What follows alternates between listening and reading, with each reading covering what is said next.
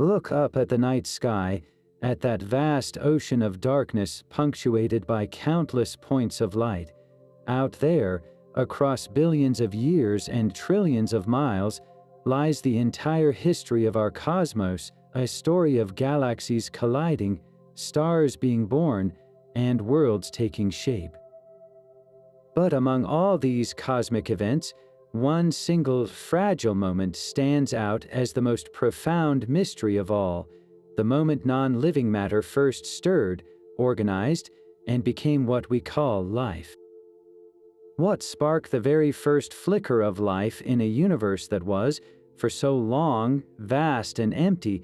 This is not just a question of biology, it's a question that strikes at the very heart of our existence, a puzzle whose answer defines our place in the cosmos. We are here today, conscious and curious, only because of a chain of events that stretches back to that first, ancient organism, the universal ancestor from which every living thing on Earth, and perhaps beyond, is descended. The journey to understand that Genesis is known as Abiogenesis, the study of how life arises from non-life. It's a field that forces us to rethink everything we know about chemistry, physics, and the very nature of reality. For centuries, this was a question left to philosophers and theologians, but today, armed with powerful telescopes, particle accelerators, and laboratories that can simulate the conditions of the early Earth, scientists are closing in on tangible answers. They've proposed a breathtaking array of possibilities, from lightning striking a primordial soup to life hitching a ride on a comet from another star system. The theories are as diverse as they are imaginative, challenging our most fundamental assumptions about what life is and where it can begin. This is the frontier of human knowledge, a place where established facts are few, but the possibilities are as infinite as the universe itself. In this video, we will embark on an intellectual adventure to explore 30 of the most compelling, bizarre, and groundbreaking theories about the universe's first living organisms. We will journey from the deep-sea hydrothermal vents of our own planet to the icy moons of Jupiter, from the complex chemistry of RNA World to the radical idea of a cosmic seed. Each theory offers a unique window into that primordial moment, a different piece of the grandest puzzle there is. This isn't just a list of ideas, it's a map of human curiosity, a testament to our relentless drive to understand our own origins. So prepare to have your perspective shifted, your imagination ignited, and your sense of wonder expanded as we dive deep into the mystery of how we, and everything alive, first came to be. Our journey begins not in a warm pond on Earth, but in the cold, dark vastness of interstellar space. This is the realm of our first compelling theory, Panspermia. The name itself comes from Greek, meaning seeds everywhere, and it presents a radical yet elegant idea. What if life did not actually begin on our planet? What if Earth was simply the fertile soil where a cosmic seed, planted billions of years ago, finally sprouted? In this scenario, the very first living organisms, or at least their crucial building blocks, were interstellar travelers, hitching a ride on comets, asteroids, or even microscopic grains of cosmic dust that bombarded our young world. This theory reframes our entire history, suggesting that we are not merely inhabitants of Earth, but citizens of a much larger, living cosmos. The appeal of Panspermia lies in its ability to address a fundamental puzzle of time. The Earth formed around 4.5 billion years ago, and for the first several hundred million years, its surface was a hellish landscape of molten rock and constant asteroid impacts during a period known as the Late Heavy Bombardment.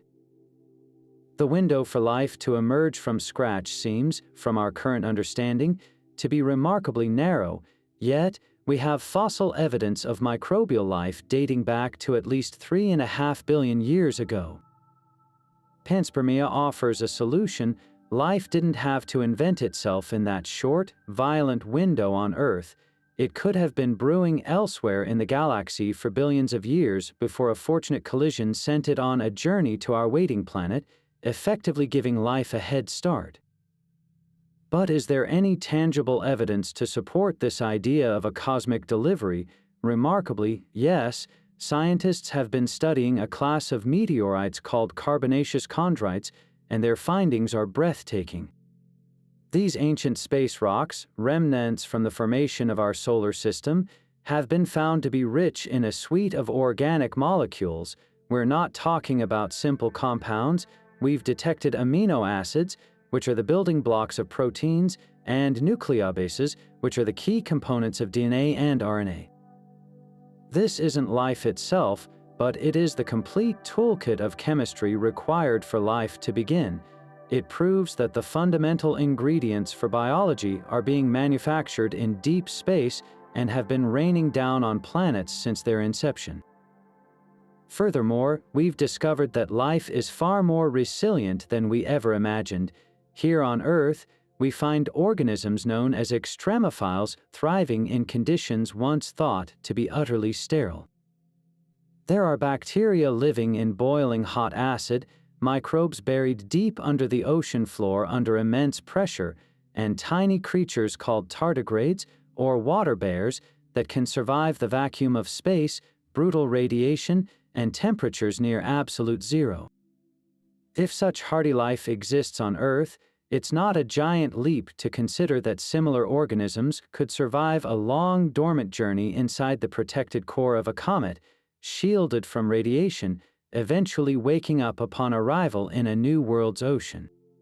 Panspermia also elegantly splits the immense challenge of abiogenesis into two more manageable problems. The first is the origin of life itself, which could have happened on a much older, more stable world elsewhere in the galaxy, perhaps orbiting a different star entirely. The second problem is the survival and propagation of that life across interstellar space. While the second challenge is formidable, the sheer timescale of the universe, billions of years and trillions of miles, makes it statistically plausible.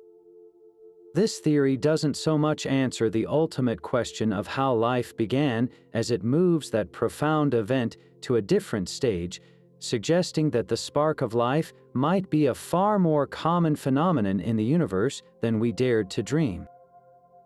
While the idea of a cosmic seed is captivating, another theory brings our search for origins much closer to home, plunging us into the profound darkness of the deep ocean. Imagine a world where the Earth's surface is still a chaotic, irradiated wasteland, bombarded by asteroids under a thin, toxic atmosphere, but miles below the turbulent waves, a different kind of world exists, one of immense pressure, complete darkness, and astonishing chemical activity.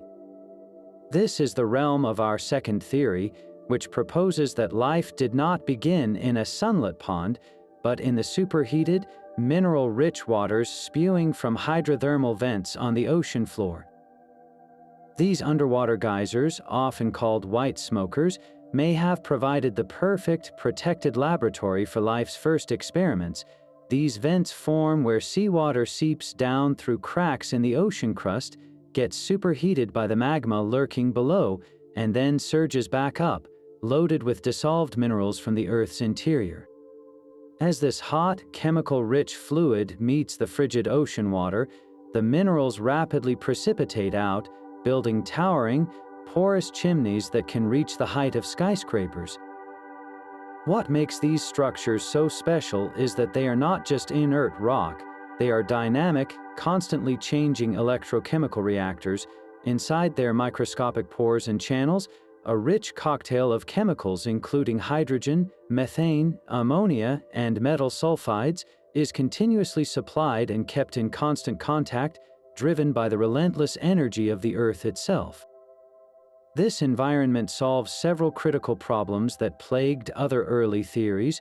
First, it provides a staggering amount of chemical energy without needing sunlight. The earliest life forms couldn't perform photosynthesis, they needed another power source.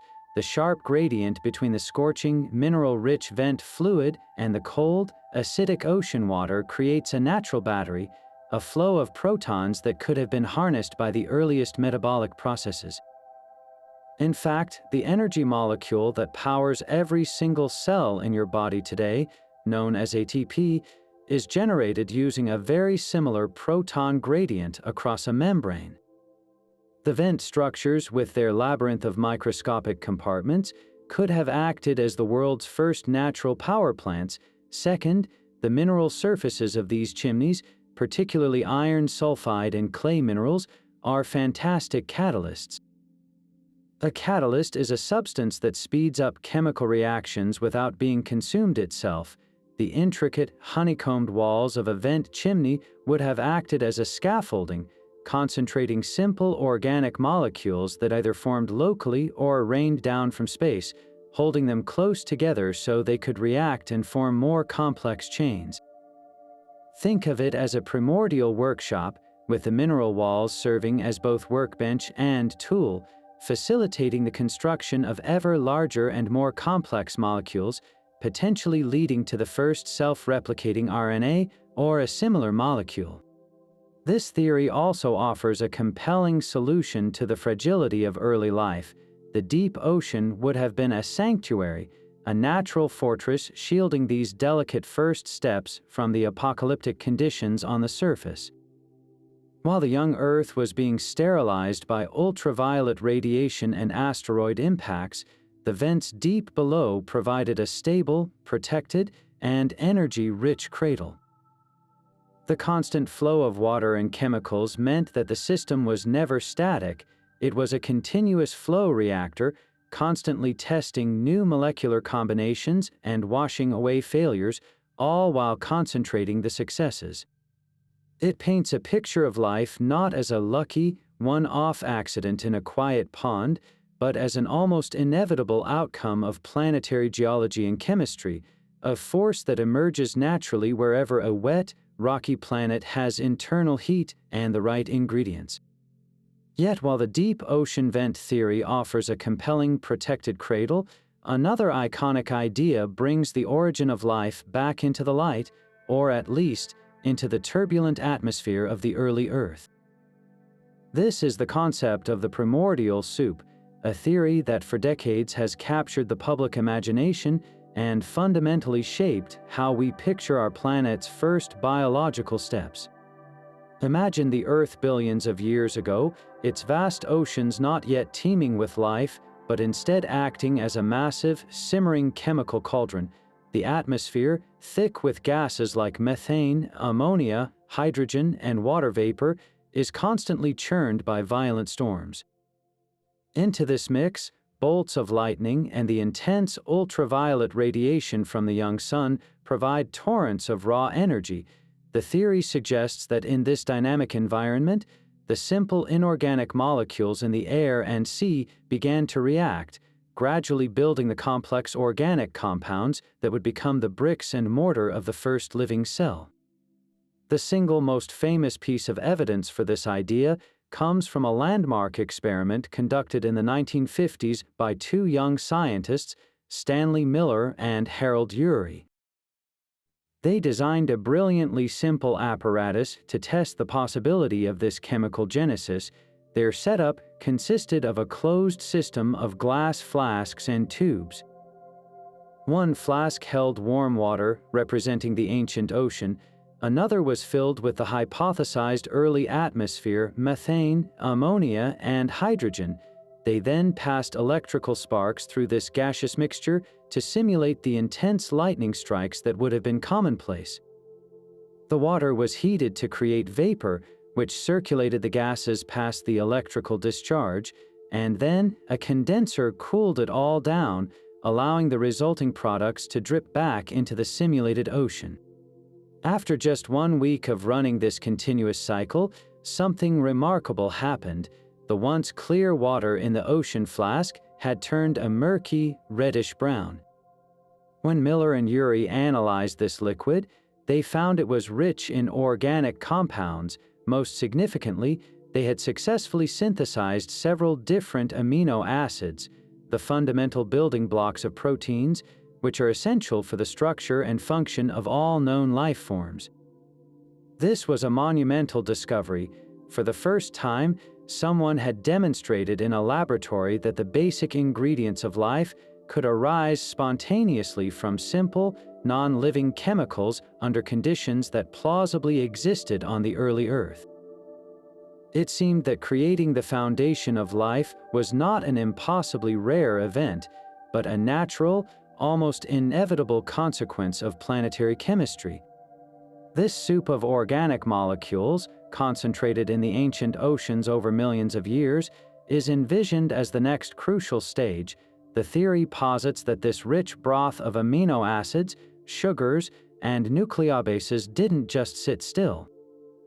Driven by energy from sunlight, volcanic heat, and continued electrical storms, these molecules would have constantly collided and linked up, forming ever more complex chains. Short chains of amino acids could become peptides and then proteins.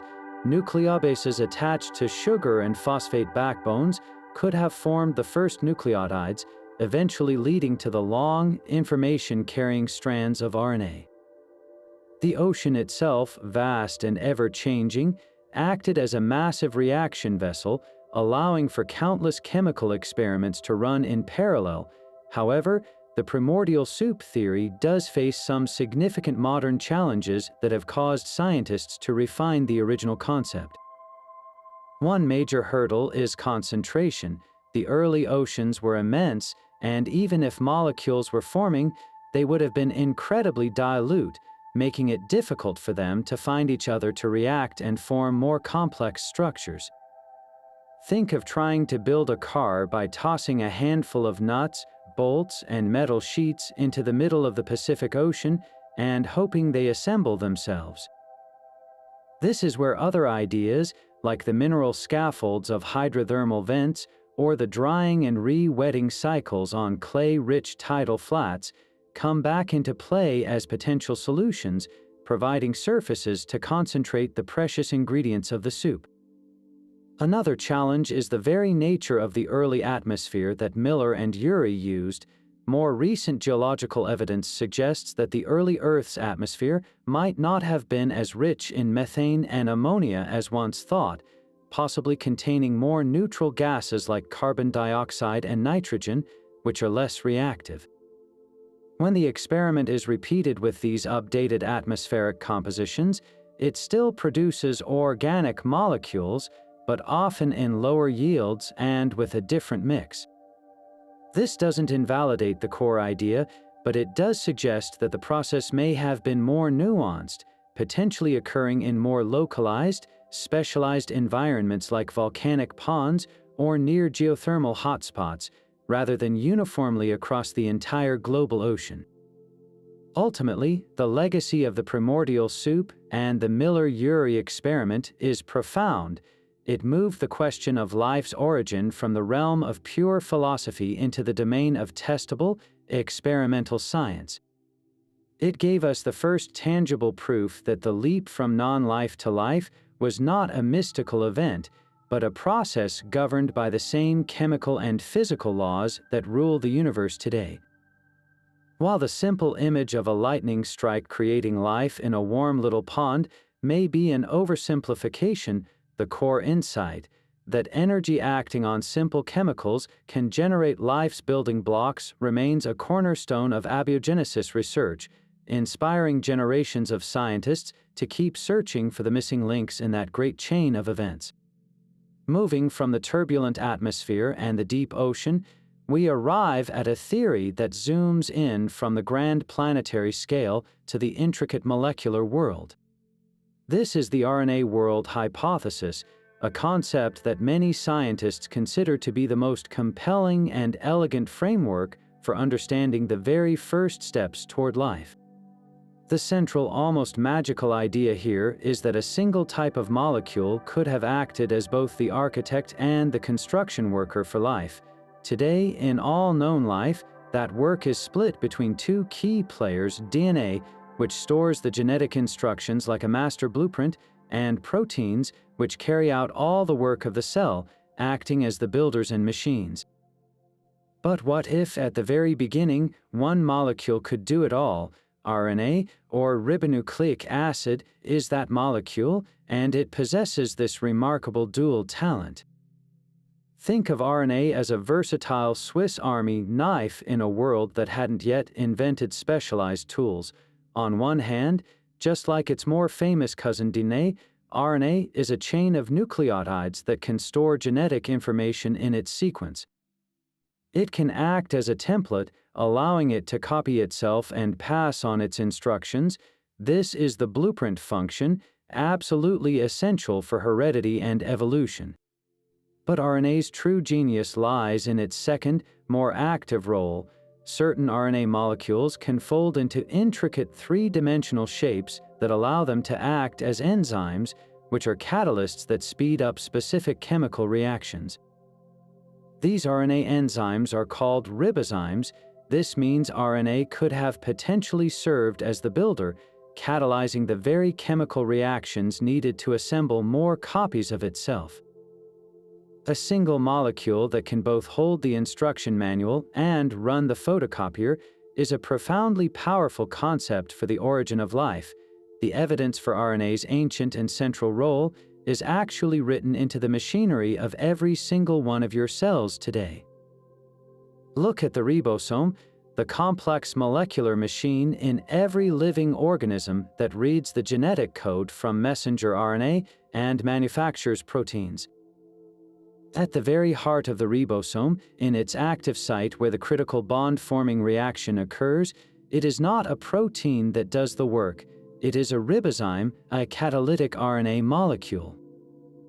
This is seen as a living fossil, a molecular relic from a time before proteins existed, when RNA ruled the biochemical world.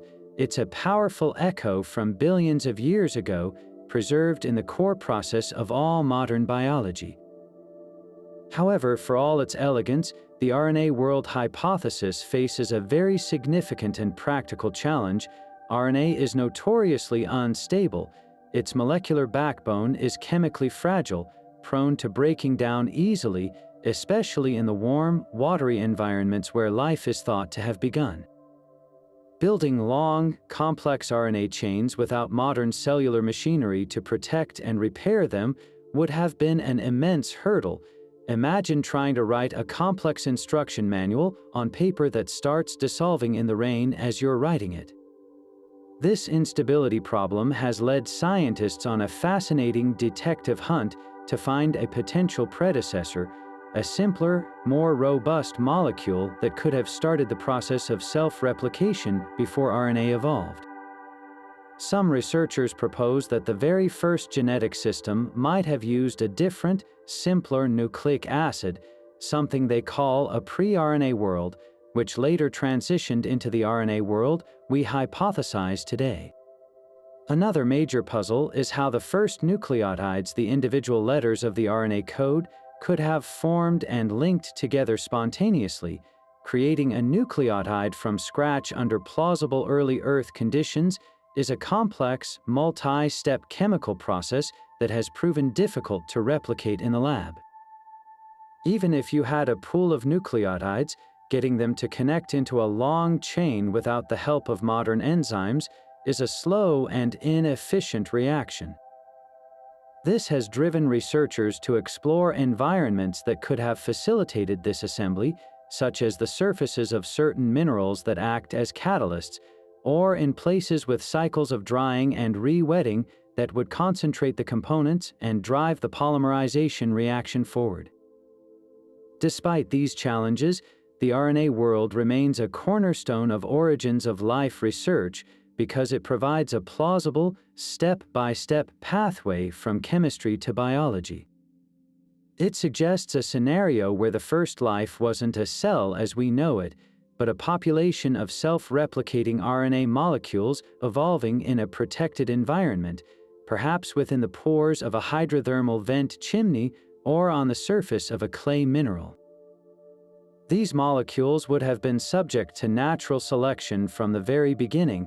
Any random change in the RNA sequence that resulted in a slightly better or faster replication would quickly come to dominate the population. This molecular evolution could have eventually led to RNA sequences that started building simple protective barriers, perhaps primitive membranes made of fatty acids, eventually giving rise to the first protocells and setting the stage for the more complex division of labor between DNA and proteins that defines life today. But what if life didn't begin with genetics at all?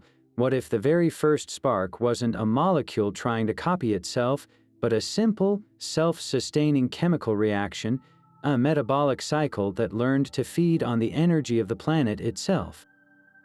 This is the radical and compelling vision put forward by the German chemist Günther Wechter-Steinhauser, known as the iron-sulfur world theory. It completely flips the script on the RNA World Hypothesis.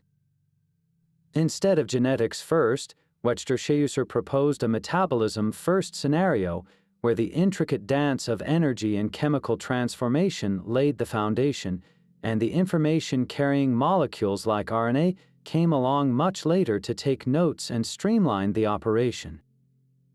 The stage for this primordial drama is not the open ocean or a tidal pool, but the hard, crystalline surface of a common mineral, pyrite, also known as fool's gold. Pyrite forms when iron and sulfur react together, and this very reaction, Wechter-Steinhauser argued, was the engine that powered the first life. He envisioned a two-dimensional life form, not a three-dimensional cell floating in water, but a flat, organic film tightly bound to the positively charged surface of a growing pyrite crystal. This surface would have acted as both an anchor and a powerful catalyst, concentrating raw materials and driving the chemical reactions that defined this primitive metabolism. The energy to run this whole system came directly from the formation of pyrite itself. The oxidation of iron sulfide releases energy, and this exothermic reaction could have been harnessed to build up more complex carbon-based molecules from simple ingredients like carbon dioxide and hydrogen. Imagine a volcanic hydrothermal system where hot, chemical-rich fluids seep up through the crust. On the surface of a glistening pyrite crystal, a foundational cycle begins. Carbon dioxide from the environment, which was likely abundant in the early atmosphere, gets pulled into the process. Using the energy released from pyrite formation, this carbon dioxide is fixed, reduced, and incorporated into a growing web of organic molecules. This starts with simple two-carbon compounds like acetic acid, the main component of vinegar, and then builds upward into more complex acids, and eventually the building blocks of life like amino acids and lipids. This entire network of reactions is autocatalytic, meaning the products of the reactions help to catalyze and speed up the very same processes that created them, creating a self-reinforcing, self-sustaining chemical system. It's a closed loop of creation, feeding off the geochemical energy of the planet. This concept of a two-dimensional life form solves a critical problem that plagues many soup theories: dilution. In a vast three-dimensional ocean, molecules drift apart and reactions slow to a crawl, but on a two-dimensional surface, everything is held in close proximity. Newly formed products can't easily float away. They remain stuck to the mineral, right next to the catalytic sites, ready to undergo the next reaction in the sequence.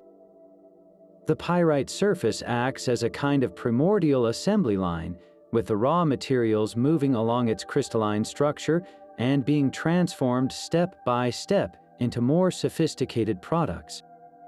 This isn't a random, chaotic mix of chemicals. It's an organized, surface-bound metabolic process, a precursor to the complex metabolic pathways that run inside our cells today. Wechter-Steinhauser's theory provides a beautifully simple answer to the chicken and egg problem of early biology: which came first, the metabolic machinery that harvests energy or the genetic code that instructs how to build that machinery? In the iron-sulfur world, the metabolism comes first. The geochemistry is the metabolism. the energy flow from the planet directly drives the synthesis of life's components. Only after this self-sustaining chemical network was firmly established would there have been a selective pressure for a molecule like RNA to evolve. An information-carrying molecule would have been a tremendous advantage, allowing this primitive metabolic film to become more efficient, to grow, and eventually to learn how to encapsulate itself and break free from the rocky surface that gave it birth, becoming the first free-living protocell. While the iron-sulfur world is a powerful and elegant hypothesis, it is not without its own set of challenges.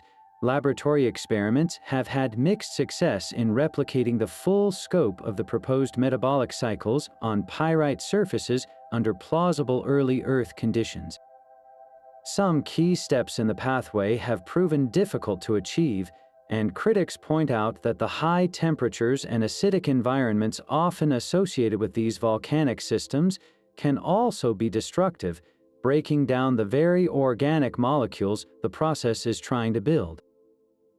The search continues for the exact conditions that would have made this metallic cradle not just a possibility, but a probability.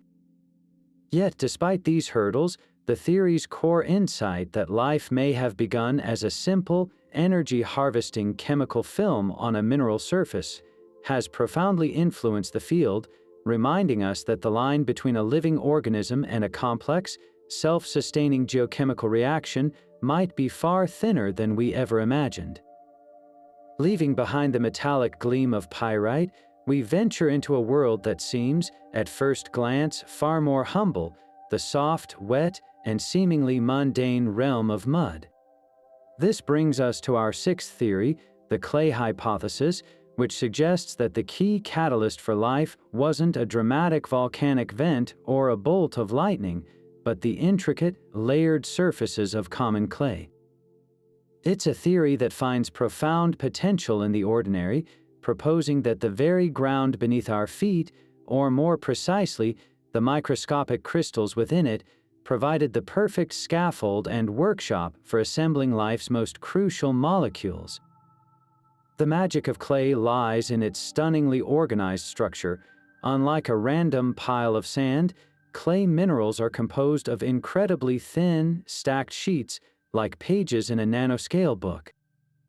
These sheets carry a consistent electrical charge, often negative, which acts like a powerful magnet for the positively charged building blocks of life. Imagine a workbench with a perfectly ordered grid of tiny, sticky spots. Now, imagine simple organic molecules like nucleotides, the individual letters that make up RNA floating in a primordial puddle. As these molecules drift by, they are attracted to and held fast against the clay's surface. The repeating pattern of the clay's crystalline lattice doesn't just trap them randomly, it lines them up in neat, orderly rows, holding them in close proximity and in the perfect orientation to react with one another. This is where the theory moves from simple concentration to active assembly. Once these nucleotides are neatly arranged on the clay template, the mineral itself can act as a catalyst, significantly speeding up the chemical reaction that links them together into a chain. Think of the clay not just as a sticky workbench, but as a master carpenter, guiding the pieces and providing the tools to nail them together. Laboratory experiments have shown that certain types of clay, like montmorillonite, are remarkably effective at facilitating the formation of RNA chains from their individual components. The long, structured RNA molecules that are essential for the RNA world we discussed earlier could have had their very first drafts written on these mineral surfaces. Beyond just assembly, this clay environment would have offered a crucial safe haven for these nascent, fragile molecules. In the open water, early RNA strands would have been extremely vulnerable.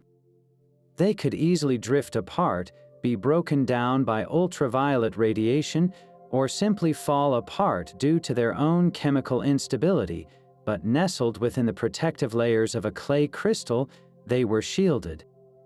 They were held in place, allowing them to grow longer and more complex without being disrupted. Furthermore, the clay's structure could have helped solve the error problem of early replication. If a new RNA strand was synthesized directly on the clay's template, the mineral's ordered surface might have helped reduce copying mistakes, leading to more faithful replication, a fundamental requirement for Darwinian evolution to begin. The clay hypothesis also beautifully complements other theories. Rather than outright replacing them, consider the primordial soup. The vast ocean may have been a dilute soup of ingredients, but the tidal flats and drying lagoons at the edge of ancient continents would have been rich with clay sediments. Here, the soup could be concentrated by natural cycles of wetting and drying. As water evaporated, the clay particles would pack tightly together, squeezing the trapped organic molecules into an even more intimate proximity, dramatically increasing the rate of chemical reactions. When the water returned, it could have washed away the newly formed RNA chains, allowing them to interact and compete elsewhere, creating a natural selection cycle for the most stable or efficient molecules. This idea of a mineral scaffold provides an elegantly simple bridge from the non-living world to the living one. It doesn't require a fantastically rare event, but relies on common geological processes that would have been widespread on the early Earth. Clay minerals are a natural product of the weathering of volcanic rocks, and they would have been abundant in countless shallow aquatic environments. This theory suggests that the path to life was not a single miraculous spark in one unique location, but a probable, widespread process occurring in countless muddy pools across the planet, with clay crystals silently and patiently guiding chemistry toward biology, one molecular link at a time. Now, let's shift our perspective from the world of information carrying molecules and mineral scaffolds to consider a different kind of foundation altogether, one built not on instructions, but on simple, physical barriers. This is the fascinating premise of the Lipid World Hypothesis, which proposes that the very first steps toward life weren't about genetics, but about compartmentalization. The starring actors in this theory are lipids, the same fatty molecules that make up the membranes of every one of your cells today. The radical idea here is that life began not with a self-copying molecule, but with the spontaneous formation of a tiny, self-contained bubble. The power of lipids lies in their fundamental chemistry. They are amphiphilic molecules, meaning one end of the molecule is hydrophilic, or water-loving, while the other end is hydrophobic, or water-fearing.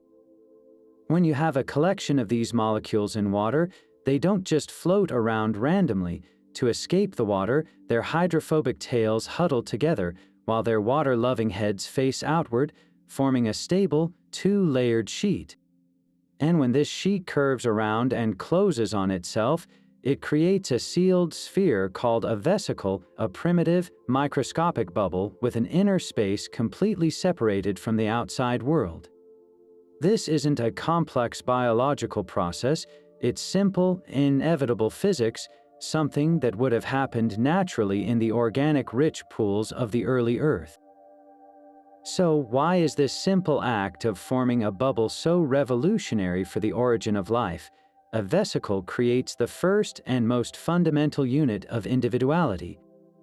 It creates an inside and an outside. Before this, any interesting molecules that managed to form in the primordial soup would have been diluted into oblivion or broken down by the environment. But inside a lipid vesicle, they could be concentrated and protected. Think of it like moving from an open field market into a dedicated workshop. In the open field, your tools and materials are scattered and exposed to the elements. But inside a workshop, everything you need is in one place, safe from wind and rain, allowing you to build something far more complex and delicate. These lipid compartments wouldn't have been just passive containers, they would have been dynamic and interactive with their environment. Laboratory experiments show that these primitive membranes are surprisingly sophisticated. They can grow by incorporating new lipid molecules from their surroundings, and when they get large enough, gentle forces like simple water currents can cause them to pinch and divide, almost like a form of very basic reproduction. Furthermore, these membranes are not perfectly sealed, they are semi-permeable, allowing small molecules to pass in and out while keeping larger ones trapped inside.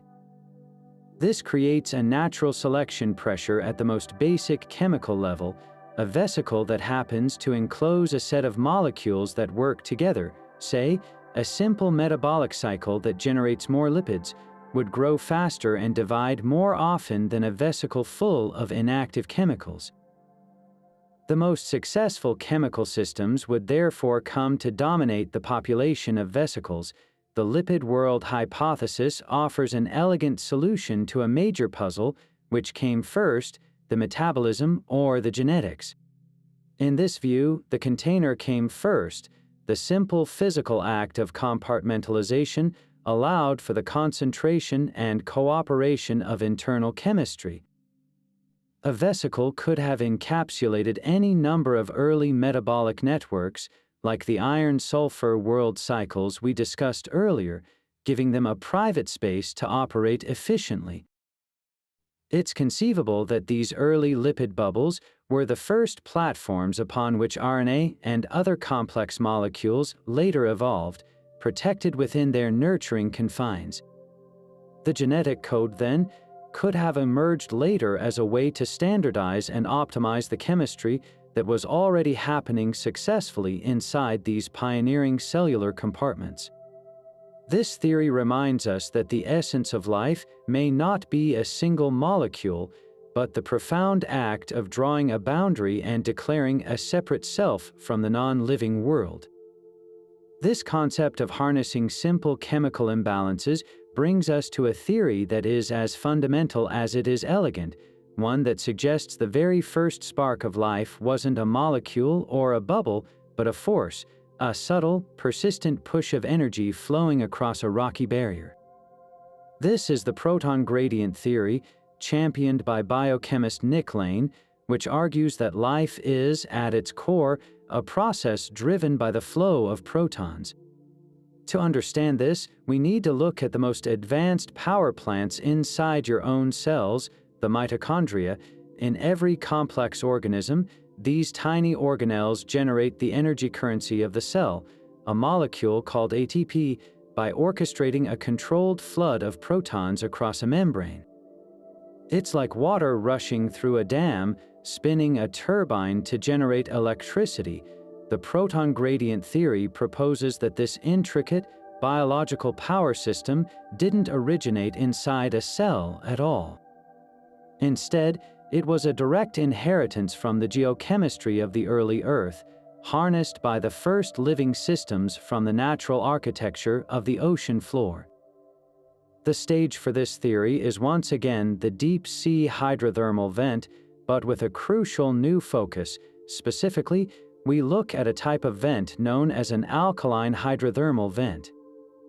Unlike the superheated, acidic black smokers, these vents are cooler and release a fluid that is rich in hydrogen and is highly alkaline, meaning it has a lower concentration of protons than the surrounding ocean water.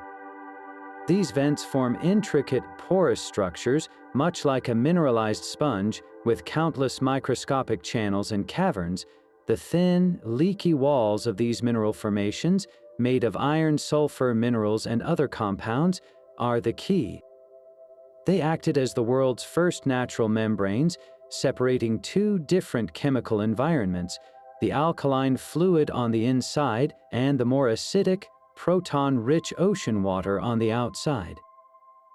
This chemical difference is a form of stored energy, a gradient. Nature, much like electricity, seeks balance, and protons will naturally want to flow from the acidic ocean side, where they are abundant, into the alkaline vent pore, where they are scarce.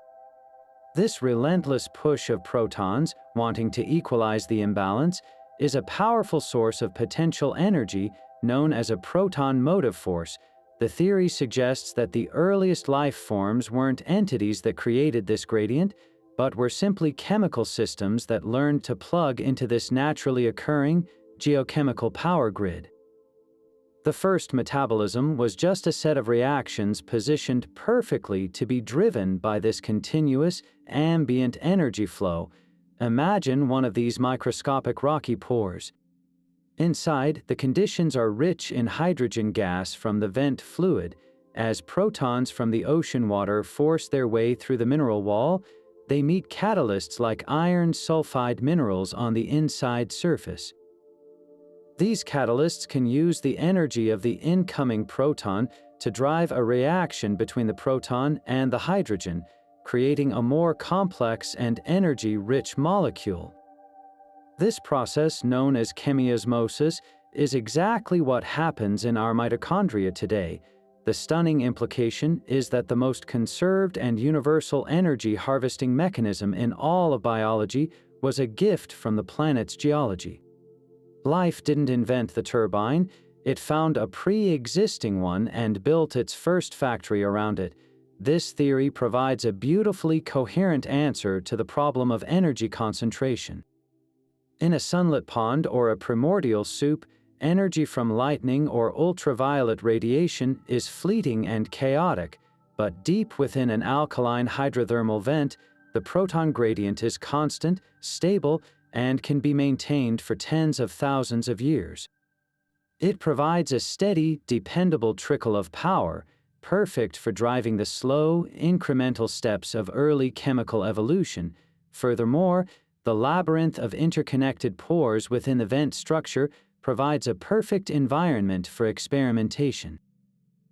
Each pore is a separate, tiny laboratory, allowing different sets of organic molecules to be concentrated and tested. The systems that happen to utilize the proton flow most effectively would have generated more complex products, potentially leading to the first self-replicating molecules like RNA, all within the protective, energy-rich confines of their rocky cradle.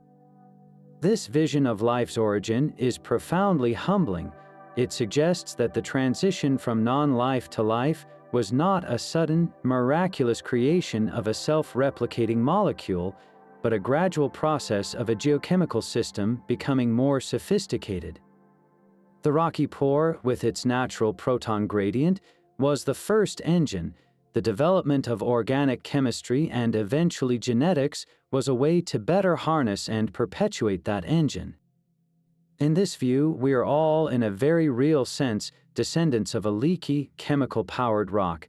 It connects the most advanced processes of our own biology directly back to the slow, steady heartbeat of a young, wet, and geologically active planet, painting a picture of life not as a standalone phenomenon, but as an intricate and beautiful extension of the Earth itself. But now we venture into perhaps the most controversial and mind-bending of all the theories, one that takes the concept of Panspermia and injects it with a deliberate, intelligent purpose. This is the theory of directed Panspermia, the provocative idea that life on Earth was not a random cosmic accident, but a deliberate act of biological seeding by an advanced extraterrestrial civilization. It's a concept that pushes the boundaries of science into the realms of philosophy and speculation, forcing us to confront profound questions about our own place in the universe.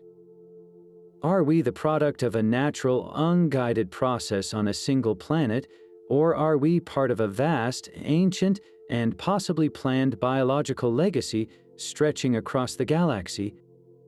The core argument for directed panspermia often begins with a simple yet powerful observation about time and complexity.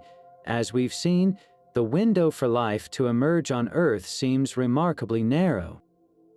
But beyond just the timing, the sheer sophistication of even the simplest life form is staggering. The genetic code is a universal language, a system of such elegant complexity that some proponents argue it bears the hallmarks of design. It's not just the presence of the code itself, but its specific structure. It's error-correcting, redundant, and optimized in a way that seems to go beyond what a purely random, undirected chemical process might be expected to produce in a few 100 million years. Could this intricate system be the product of billions of years of evolution on another world, carefully packaged and sent across the interstellar void to jump-start biology on a promising young planet like Earth. The proposed method for this cosmic gardening is both simple and feasible with technology not too far beyond our own. An advanced civilization seeking to propagate life could have loaded robust microorganisms, perhaps genetically engineered for extreme longevity and radiation resistance, into a sturdy, automated spacecraft. This vessel wouldn't need to be fast, it would simply need to be durable, coasting for millions of years through interstellar space before deliberately releasing its biological cargo into our solar system, where it would eventually drift down to Earth aboard meteorites or comets. This isn't science fiction, it's a logistical problem that humanity could potentially solve within the next few centuries. If we can conceive of doing it, why couldn't a civilization a billion years older than ours have already accomplished it? However, the scientific counterarguments to directed panspermia are formidable. The most common criticism is that it doesn't actually solve the problem of life's origin, it merely moves it to another time and place. Instead of explaining how life began, it simply asserts that it began elsewhere, pushing the ultimate mystery into the distant and unobservable past of another world. This can be seen as an argument from incredulity, the idea that because the spontaneous origin of life seems statistically improbable to us, it must have required an intelligent designer. Yet, as we've explored with theories like the alkaline hydrothermal vents, there are compelling, natural pathways that could lead from chemistry to biology without any external guidance. The universe is vast and old, allowing for even highly improbable events to occur given enough time and real estate. Another significant hurdle is the problem of contamination and survival over interstellar distances. While we know that extremophiles like tardigrades are incredibly hardy, surviving a journey lasting millions of years is a different challenge entirely. They would be subjected to constant, low-level radiation from cosmic rays, which would slowly but surely damage their DNA over astronomical timescales. While a spacecraft could provide some shielding, the engineering required to ensure viable cells arrive after an essentially infinite journey is monumental. Critics argue that it's far more parsimonious to assume that life emerged here through processes we are beginning to understand than to invoke an unprovable cosmic gardener. Yet, the philosophical implications of directed panspermia are what truly capture the imagination and ensure its enduring appeal. If true, it would be the single most important discovery in human history, fundamentally reshaping our understanding of who we are and why we are here. It would mean that we are not alone and that our very existence is part of a grand, cosmic blueprint. It could provide a potential answer to the Fermi paradox, the question of where all the aliens are, by suggesting that we might not be the creators of the galactic community, but merely its newest members, the product of a long-forgotten ancestry. This theory blurs the line between science and spirituality, offering a form of cosmic purpose that is otherwise absent from a purely materialistic view of our origins. It's a powerful narrative, one that speaks to a deep human desire for connection and meaning in the vast, cold expanse of the cosmos. While the deep ocean presents a compelling protected cradle, another theory brings the origin of life back onto dry land, or at least to its dynamic and steamy edges. This is the volcanic hot spring model, a terrestrial alternative that envisions life sparking to life not in the abyssal dark, but in the vibrant, chaotic, and cyclic environment of land-based hot springs and geysers, much like those found in volcanic regions such as Yellowstone today. Here, the key ingredient isn't the constant, steady state of the deep sea, but something far more dynamic, the powerful cycle of wetting and drying. Imagine a shallow, acidic pool nestled in an active volcanic caldera. The water is heated from below by magma, rich with dissolved minerals and simple organic compounds leaching from the surrounding volcanic rock. As the sun beats down and the geothermal heat simmers the pool, the water begins to evaporate, slowly concentrating all the dissolved molecules into a thicker and thicker broth. Then a rain shower or an influx from a hot spring refills the pool, only for the cycle to begin again. This relentless pulse of concentration and dilution, happening over and over for millennia, may have been the perfect driver for assembling life's most complex structures. The magic of this wet-dry cycle lies in its ability to solve one of the most stubborn problems in abiogenesis, the concentration problem. In a vast, static ocean, even if the building blocks of life formed, they would be so incredibly dilute that the chance of them finding each other and linking up would be astronomically low. But in a volcanic pool, evaporation acts as a natural condenser, squeezing the molecular ingredients closer and closer together.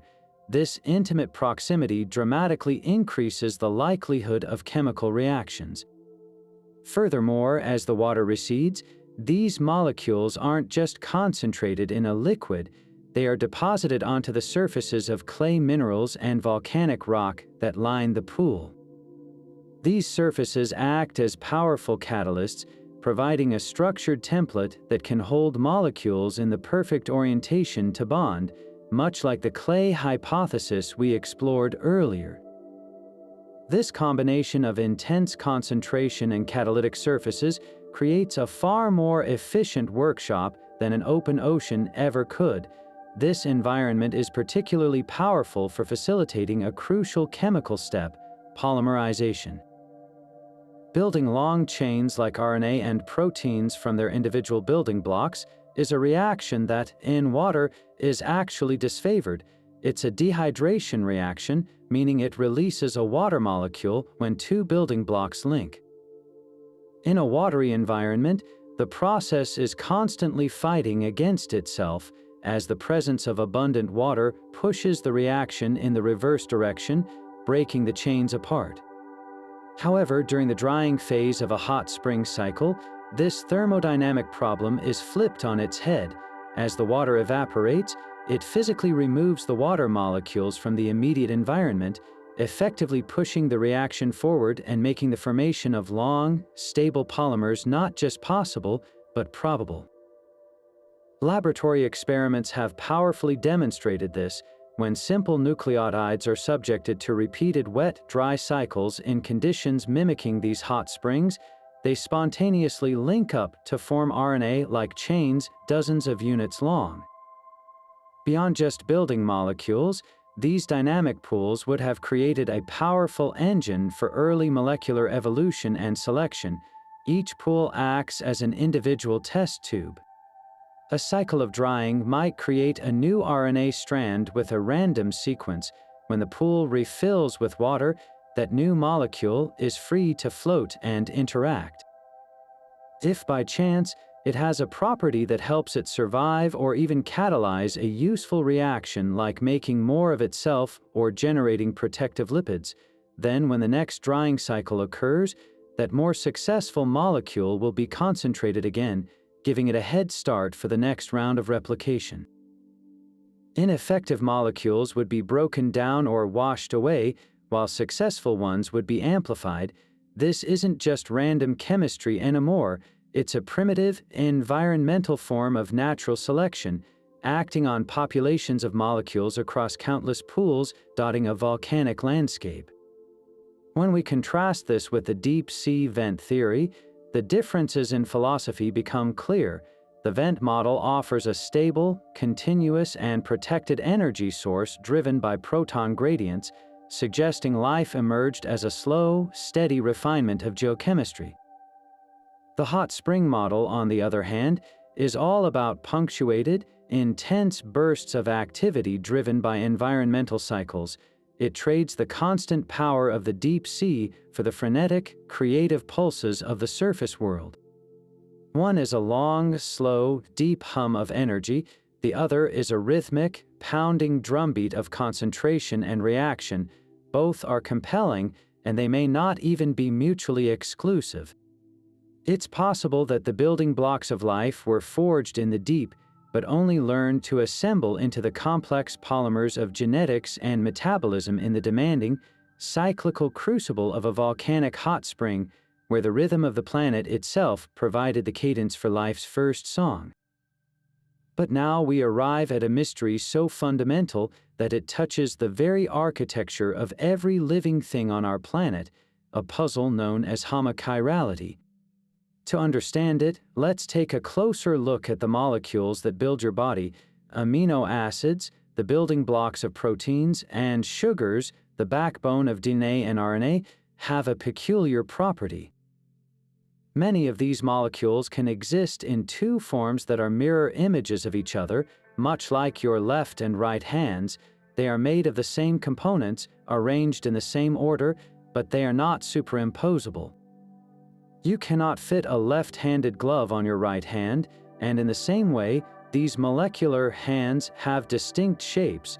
In the non-living world, when these molecules are synthesized in a laboratory without any biological influence, you get a perfect 50-50 mixture, a racemic mixture of both left-handed and right-handed versions.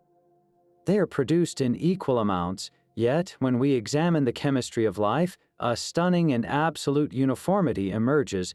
Every single protein in every organism, from a bacterium to a blue whale, is built exclusively from left-handed amino acids. Conversely, the sugar molecules that form the backbone of our genetic code, DNA and RNA, are exclusively right-handed. This universal one-handedness is known as homochirality, and it is not a minor detail. It is a foundational rule of biology as we know it. The question is, why? How did a universe that seems to prefer symmetry end up with a life form that is so decidedly, universally asymmetrical? This isn't just a chemical curiosity. Homochirality is absolutely essential for life to function. Proteins work because they fold into very specific, intricate three-dimensional shapes to perform their tasks as enzymes, structural components, or signals. If a protein were to incorporate a mix of left and right-handed amino acids, its structure would become chaotic and dysfunctional. The shapes simply wouldn't fit together. Imagine trying to build a complex machine using a toolbox where half the screws had standard, right-hand threads and the other half had reverse, left-hand threads. The assembly would be impossible. The machinery of the cell relies on precise, predictable shapes locking together, and that precision requires that every single component has the same handedness. This uniformity allows for the exquisite specificity of enzymes, the double helix of DNA, and the entire complex dance of metabolism. Without homochirality, the sophisticated polymers of life could not form, and biology as we know it would be impossible. So, the origin of this one-handedness is not a side note in the story of abiogenesis, it is a central plot point. Something somewhere must have broken the symmetry and given a decisive advantage to one molecular hand over the other right at the dawn of life. One compelling theory looks to the stars for an answer, suggesting that the initial push towards homochirality came from beyond our planet, delivered by the light of infant suns. In the vast clouds of gas and dust where stars are born, complex processes can generate a special kind of light called circularly polarized light. Unlike ordinary light, which vibrates in all directions, circularly polarized light spirals as it travels, either to the left or to the right. As this twisted light shines through stellar nurseries, it can interact with the simple organic molecules forming on dust grains. This interaction is selective. Right-handed circularly polarized light, for instance, might preferentially destroy right-handed amino acids, leaving behind a slight excess of left-handed ones.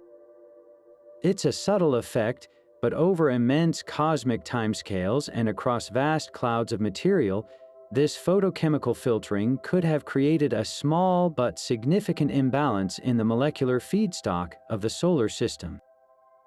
When these pre-processed materials were then delivered to the early Earth via comets and carbonaceous chondrites, they would have seeded our planet with a slight excess of the left-handed amino acids that life eventually standardized.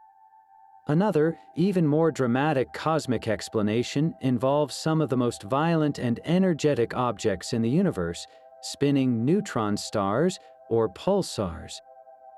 These incredibly dense stellar remnants rotate at blinding speeds, emitting powerful, focused beams of radiation. This radiation is not just light, it includes extremely high-energy electrons. The theory posits that as these electrons travel through space, they could undergo a rare quantum process called the weak interaction, which has an inherent preference for one-handedness over the other. This process, known as beta decay, is fundamentally asymmetrical. This parity violation at the subatomic level could, in theory, influence the chemistry of molecules forming in space, giving one chiral form a tiny but consistent energetic advantage over the other. While the effect is infinitesimally small, the sheer scale and energy of pulsars mean that this universal bias could have been imprinted on the organic molecules throughout our galaxy, providing a fundamental, physics-level reason for life's one-handedness. However, we need not look only to the cosmos for solutions. There are also compelling terrestrial theories that involve simple chemistry and chance. One fascinating idea revolves around what scientists call amplification. It's possible that the initial imbalance was incredibly small, perhaps just a 1% excess of left-handed amino acids formed by a random fluctuation in a primordial pool or through interaction with a specific mineral surface. The magic happens through a process called autocatalysis. Imagine a self-replicating system, like a simple crystal or an early RNA molecule that itself is chiral. If this system forms in an environment with even the slightest excess of one-handedness, it will preferentially incorporate molecules that match its own shape. As it grows and replicates, it will actively consume the preferred form from the environment, leaving the other form behind. This is a classic positive feedback loop. A 1% advantage can become a 2% advantage, then 10%, and so on, until the preferred form completely dominates the chemical landscape. In this scenario, the specific hand that was chosen might have been a matter of random chance, but once the process started, it became a runaway train, locking in that choice for all of evolutionary history. The mystery of homochirality remains one of the most active and challenging frontiers in origins of life research, whether the initial nudge came from the twisted light of stellar nurseries, the subatomic bias of dying stars, or a simple random fluctuation on Earth that was powerfully amplified. Its solution is crucial. It represents a profound link between the fundamental forces of physics, the chemistry of the cosmos, and the unique character of life on our planet. Understanding how and why life chose its handedness is like finding a single unique key that unlocks the door from a symmetrical, chemical world into the asymmetrical, dynamic world of biology.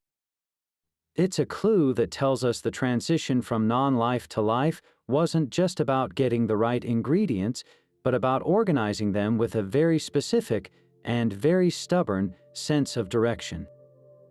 Leaving behind the heated environments of volcanic springs and deep sea vents, we now journey to the coldest places imaginable, the vast, nearly empty spaces between the stars. Here, in these frigid deserts where temperatures hover just a few degrees above absolute zero, a theory is building that suggests the very ice that blankets interstellar dust grains provided a cosmic freezer, a place where the delicate chemistry of life could begin in slow motion, protected from the destructive energies found elsewhere. This is the cosmic ice theory, a compelling idea that the dark molecular clouds drifting through our galaxy are not just nurseries for new stars, but also silent, frozen laboratories where the basic components of biology are manufactured on a truly astronomical scale. Picture a typical molecular cloud, a colossal, light-years-wide expanse of gas and dust so dense that it blocks the light from stars behind it. Within this cosmic murk, tiny dust grains, smaller than a speck of pollen, float suspended. These aren't just specks of rock, they act as miniature chemical platforms. In the intense cold, atoms and simple molecules like water, carbon monoxide, ammonia, and methane that are drifting in the gas don't just bounce off these grains. Instead, they stick, freezing instantly into a thin, icy mantle, layer upon layer, over millions of years. These icy coatings become the stage for a remarkable transformation. While the interior of the cloud is dark, it is not completely isolated. From nearby young, hot stars, a faint trickle of high-energy ultraviolet radiation penetrates the outer layers of the cloud. This radiation, which would break apart complex molecules in empty space or on a warm planet, plays a completely different role here. In the deep freeze of the ice mantle, its energy is absorbed and used to drive chemical reactions that would be impossible under normal conditions. This process, known as solid-state astrochemistry, is incredibly efficient. The frozen matrix of the ice acts like a cage, holding the simple molecules firmly in place. When a UV photon smashes into this icy lattice, it breaks chemical bonds, creating highly reactive fragments and radicals. Because everything is frozen solid, these reactive pieces can't simply drift away. They remain trapped right next to each other within the rigid ice. They then undergo a sort of quantum mechanical tunneling, essentially phasing through tiny energy barriers to link up and form new, more complex molecules. It's a bit like locking a handful of random Lego bricks in a tiny, vibrating box. Given enough time and energy, they'll eventually snap together into something more structured. In this way, the simple ices are transformed.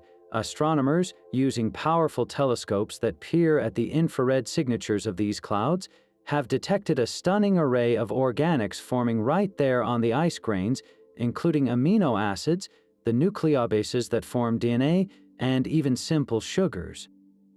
The dark, cold clouds of space are, against all intuition, humming with creative chemistry. The next step in this cosmic delivery story involves the very bodies that often herald change: comets. These iconic, dirty snowballs are thought to be ancient remnants from the formation of our solar system, and they are made primarily of the same kind of icy dust grains that were once part of those vast molecular clouds. When a young solar system forms, the gravitational chaos flings countless of these primitive icy bodies into the outer darkness, into a vast reservoir called the Oort cloud.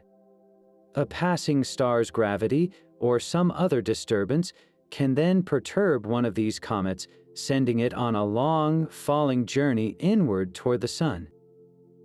When a comet like this plunged into the inner solar system during the late heavy bombardment period, it was essentially a targeted delivery vehicle, carrying a deep frozen treasure trove of pre-processed organic material gathered from the interstellar medium. The beauty of this icy delivery system is its protection.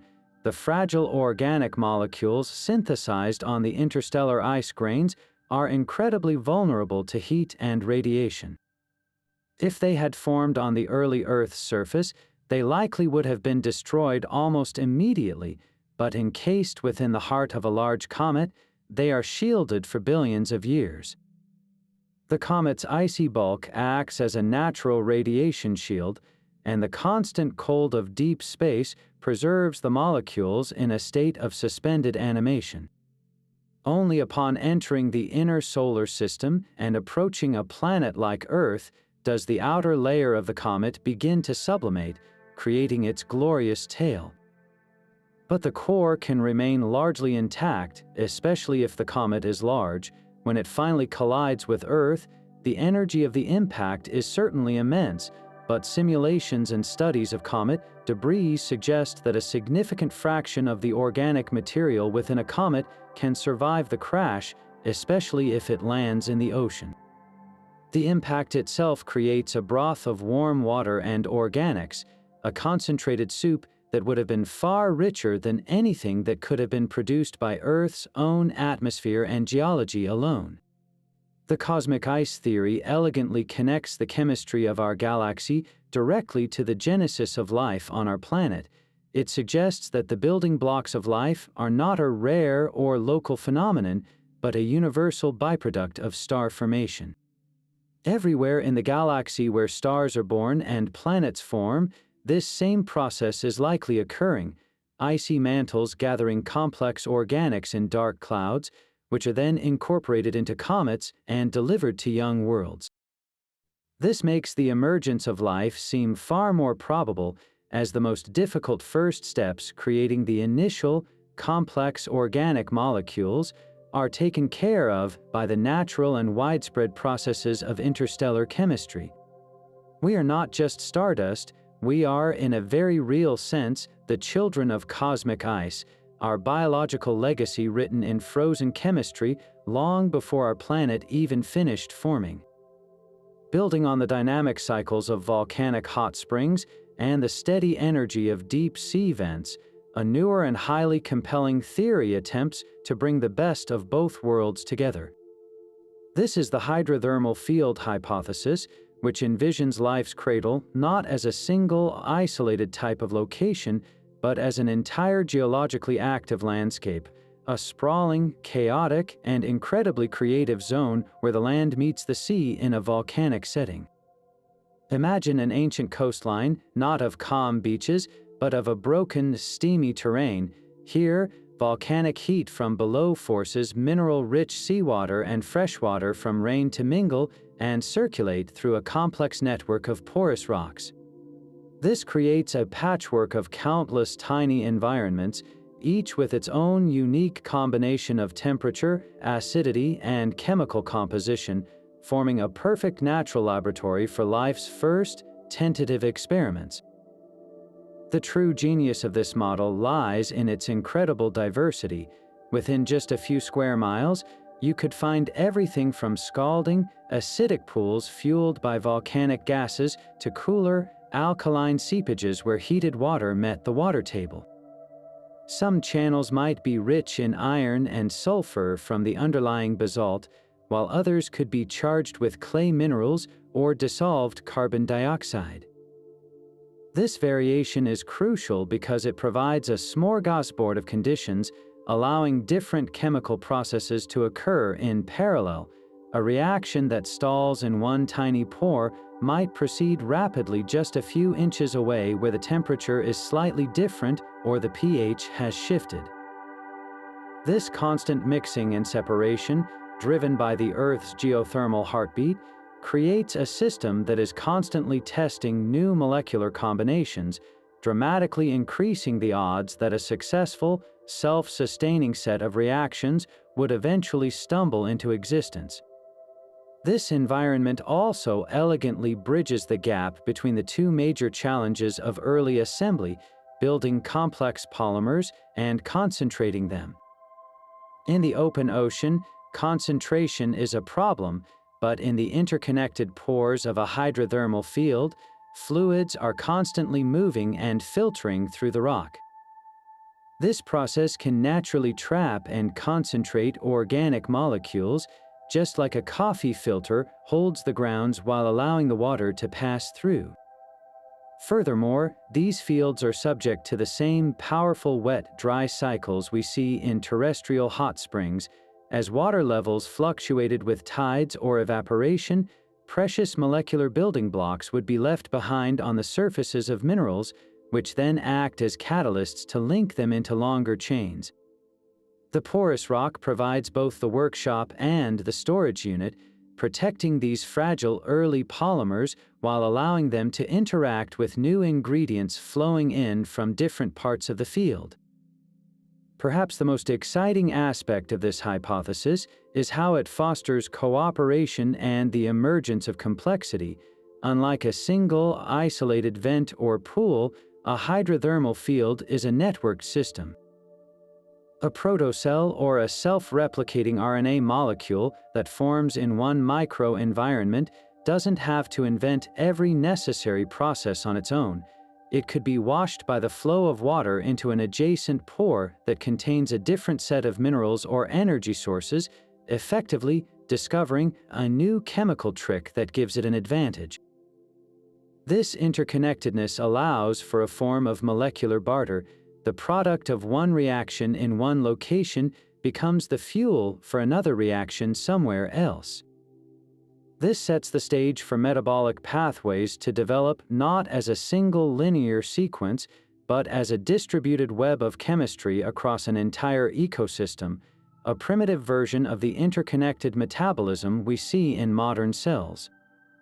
The hydrothermal field isn't just a cradle, it's a whole nursery, offering countless chances for the scattered pieces of the life puzzle to finally find each other and click into place.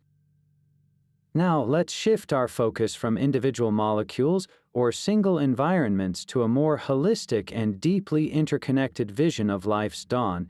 This is the autocatalytic set theory, a concept that redefines the very essence of what we consider alive.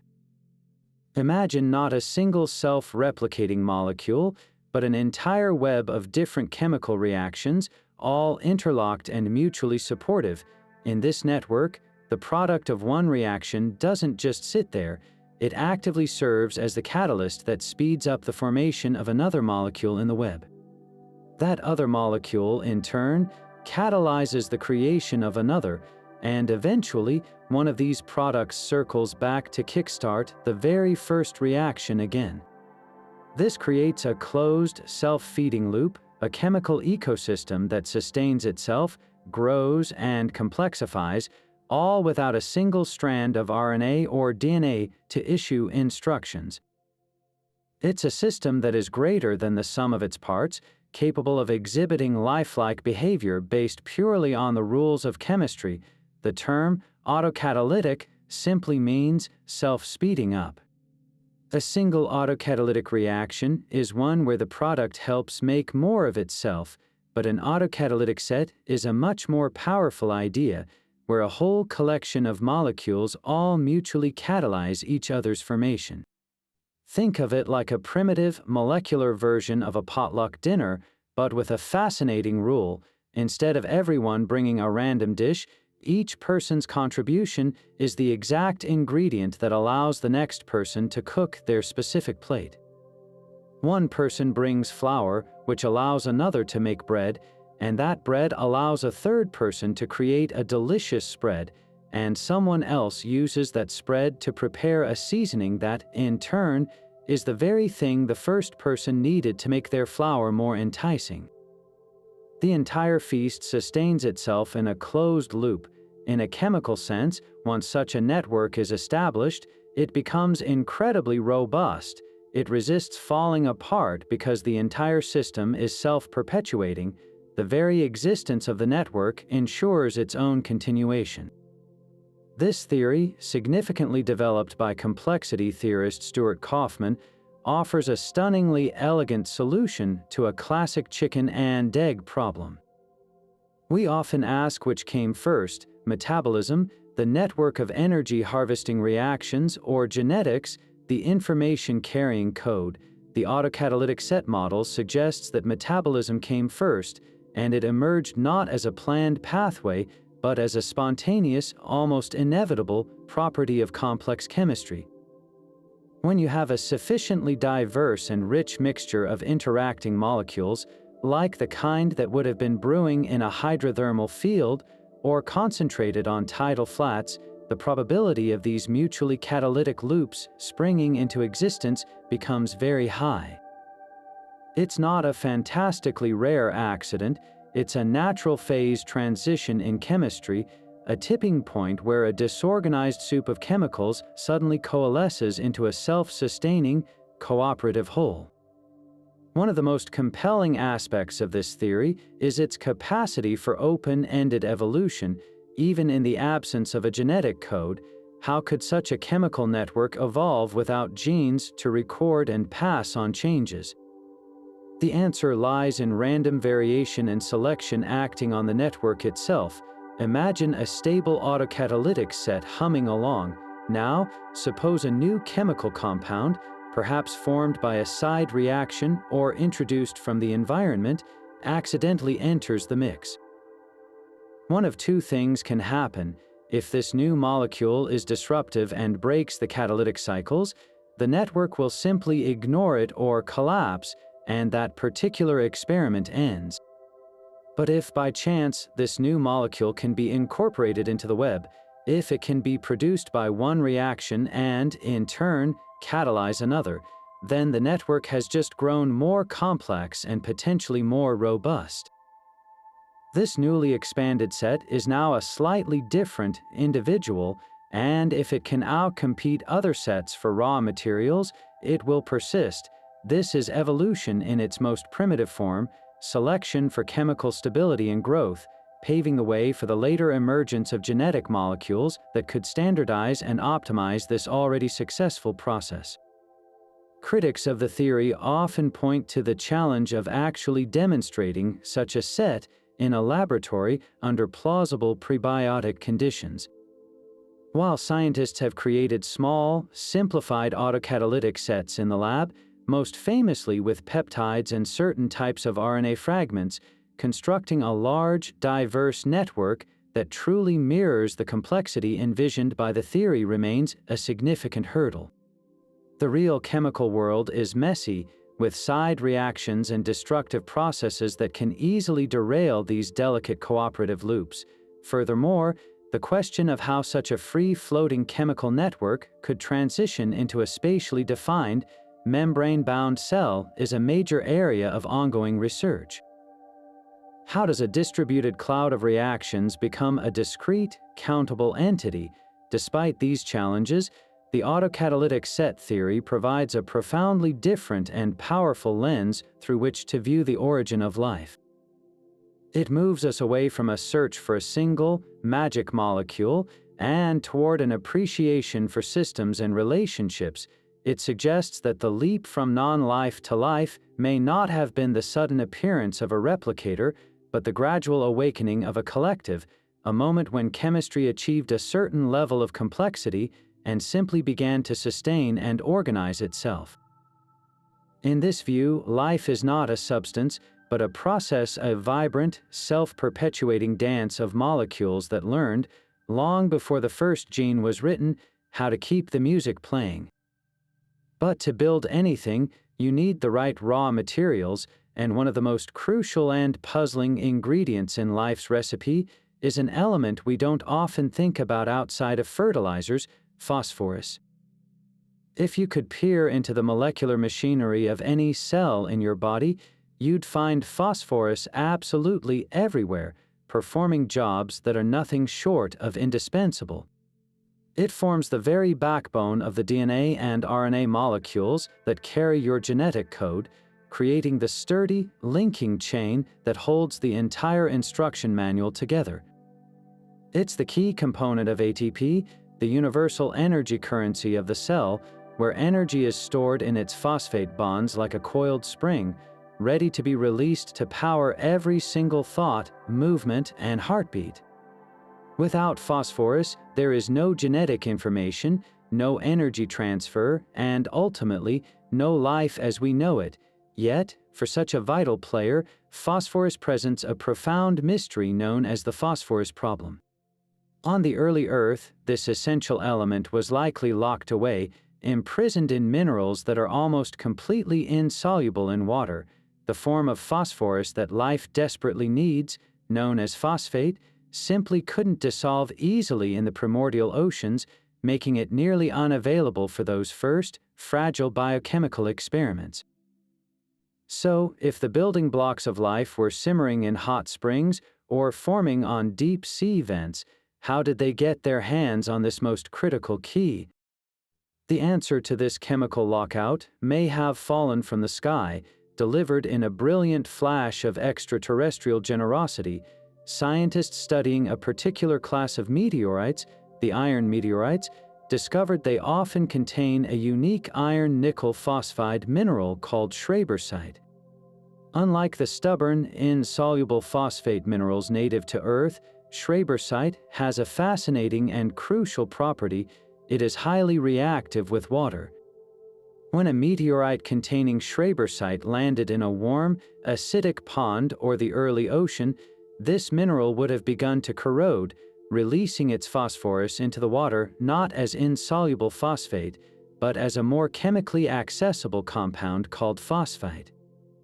This was a game-changer. Phosphite is far more soluble and, critically, far more reactive than phosphate. It can participate in chemical reactions that phosphate cannot, potentially acting as a catalyst or a direct building block in the formation of early biomolecules. The violent impacts that pummeled the young Earth weren't just destructive events, they were also cosmic delivery services, sprinkling a rare and vital ingredient directly into the prebiotic soup. Laboratory experiments have powerfully demonstrated just how transformative this meteoritic phosphorus could have been. Researchers have taken synthetic schrebersite and placed it in simulated early Earth conditions in water with other simple organic compounds. The results are astonishing. Not only does the schrebersite corrode and release phosphorus, but it actively drives the formation of molecules critical for life.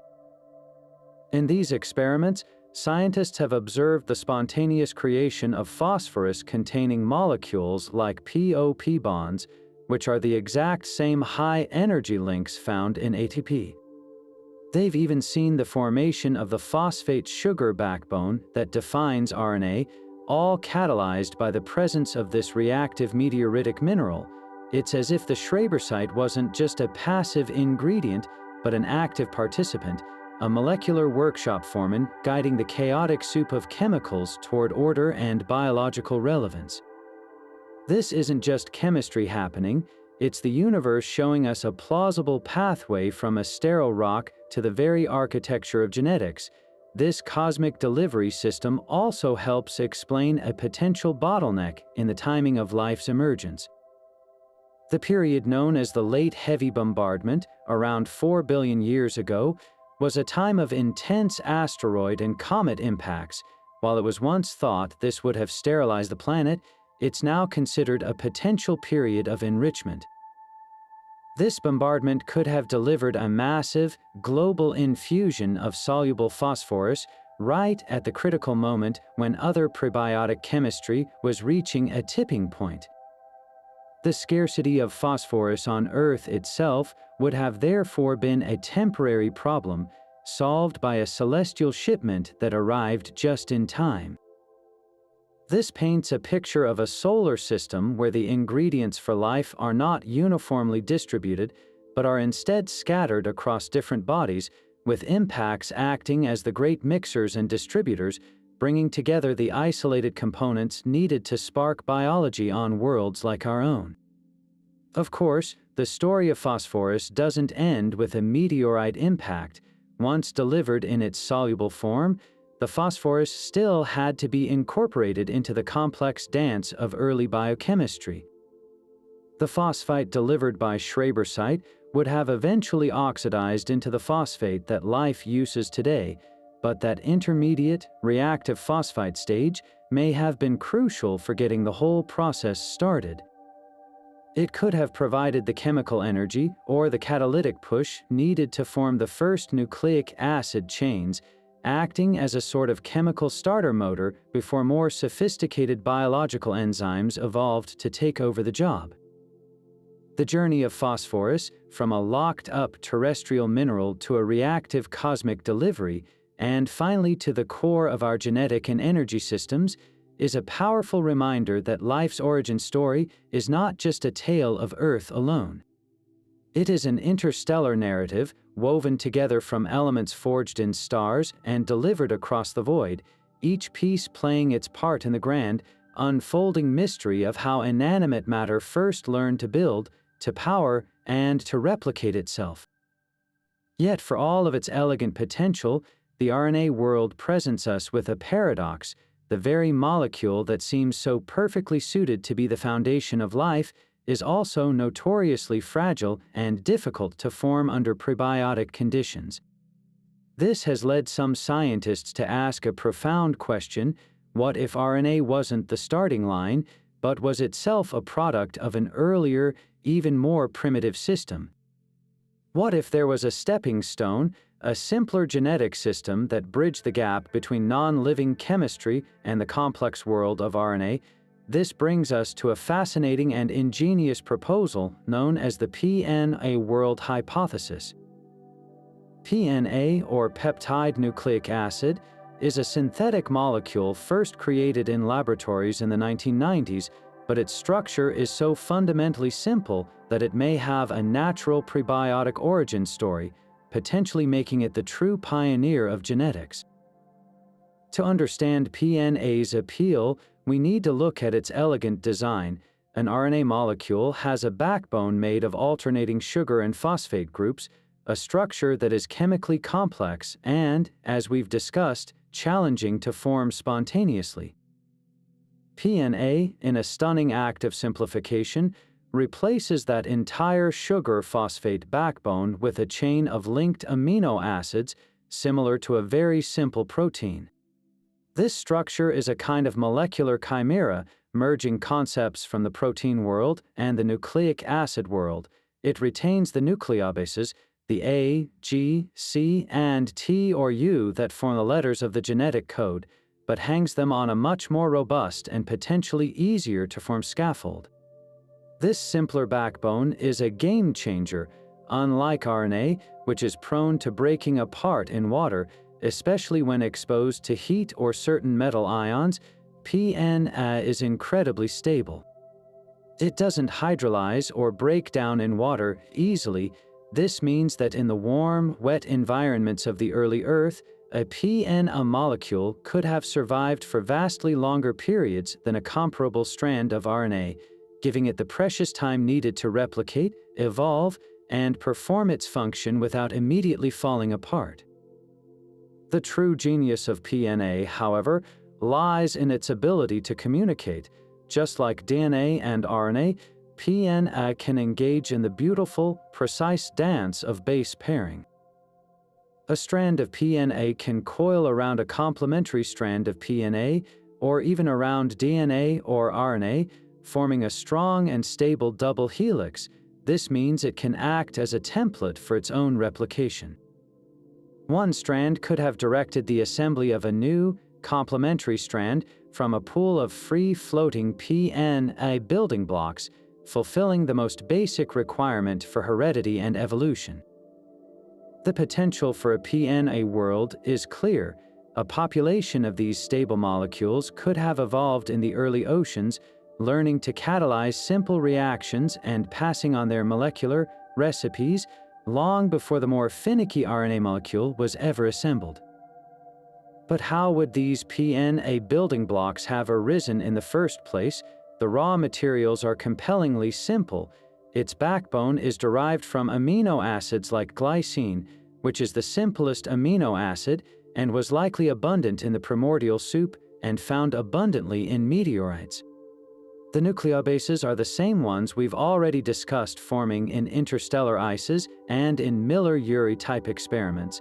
The chemical reaction to link an amino acid to a nucleobase, forming the core PNA unit, is a more straightforward and plausible step under early Earth conditions than the multi-stage assembly required for a single RNA nucleotide. Some laboratory experiments have even shown that these linkages can be facilitated by simple catalysts or by the energy from ultraviolet light, suggesting that the emergence of PNA was not just possible, but perhaps even probable in certain environments where its components were concentrated, such as on the surfaces of clay minerals or in evaporating tidal pools. A PNA world would elegantly solve the prebiotic chemist's nightmare of building RNA from scratch. It provides a plausible intermediate stage. Imagine a scenario where the first self-replicating systems were based on stable, if somewhat limited, PNA molecules. These PNA chains would have been subject to natural selection, with the most efficient replicators dominating the chemical landscape. Over immense spans of time, through this process of molecular evolution, these PNA systems could have eventually learned to synthesize their own successor. They might have begun producing RNA molecules, perhaps initially as a side product or for a specific catalytic function. Because PNA can base pair so effectively with RNA, it could have directly served as a template to help organize and build the first RNA strands, effectively acting as a molecular midwife for its own replacement. This transition would mark a monumental shift. The PNA world, robust but perhaps limited in its catalytic versatility, handing the baton to the RNA world, a system with a far greater capacity for complexity and function, setting the stage for the eventual rise of DNA and the full blossoming of life as we know it. While the deep ocean vents and volcanic fields harness the planet's geothermal heat, another theory finds a radically different power source crackling right at the shoreline, emanating from the very sand beneath the waves.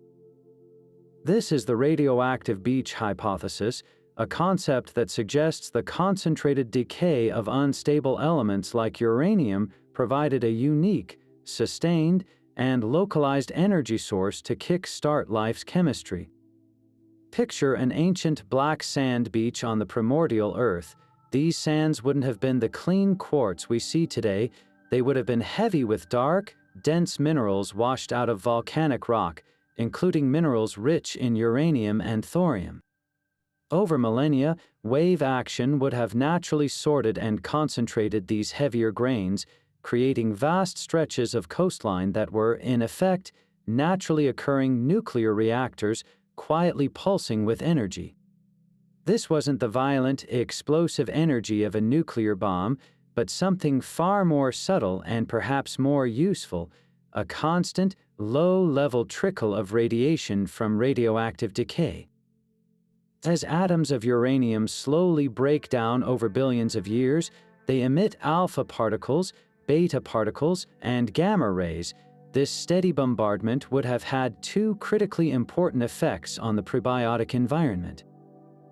First, it was a powerful source of ionization.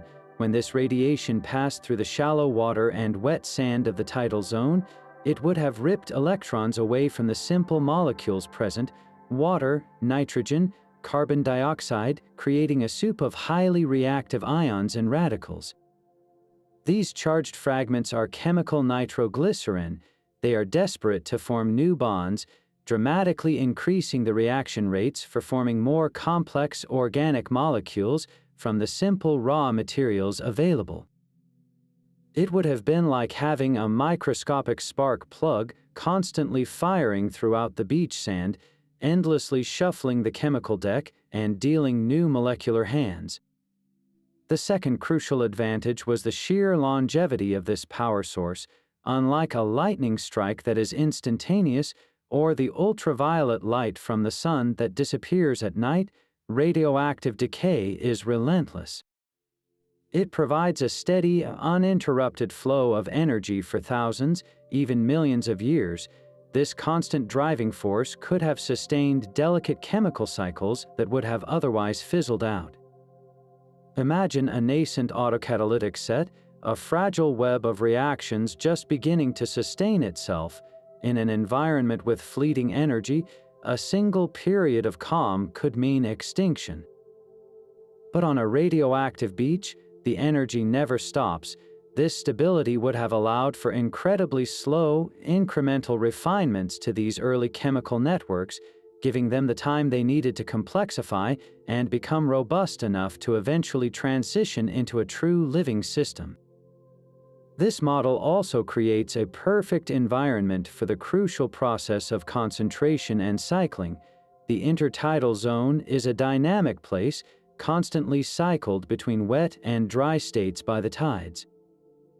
As water washed over these radioactive sands, it would have carried simple organics, which could then be concentrated in thin films as the tide receded. While trapped in these concentrated pockets and bathed in ionizing radiation, The molecules would have been far more likely to link up into polymers. Furthermore, the porous, granular structure of the sand itself would have acted as a fantastic mineral scaffold, similar to clay, providing countless microscopic surfaces on which these reactions could occur, protecting the nascent products from being broken down again. The beach becomes a natural, wave-powered, nuclear reactor-driven flow chamber, tirelessly mixing, concentrating, and energizing the ingredients for life. When we contrast this with other energy models, its unique niche becomes clear. Hydrothermal vents offer constant energy, but in a largely chemically reducing environment. Solar energy is abundant but comes with destructive ultraviolet wavelengths. The radioactive beach, however, provides a uniquely balanced package. It offers a persistent ionizing energy source that can drive oxidation reactions, all within a shallow water environment that also benefits from wet-dry cycles and mineral surfaces. It's a theory that doesn't necessarily compete with others, but rather enriches the tapestry of possibilities, suggesting that life could have had multiple, parallel pathways emerging in different environments, each exploiting a different planetary energy source. The idea that the faint, silent glow of atomic decay, a force we often fear, may have been a gentle midwife to the first living organisms, is a profound and humbling reminder of the intricate and unexpected ways our planet conspired to bring forth biology from the raw elements of geology. But now we descend from the sunlit surface world and even the ocean's depths, journeying into the very crust of the planet itself. This brings us to a truly controversial and profound theory proposed by the astrophysicist Thomas Gold, known as the deep hot biosphere.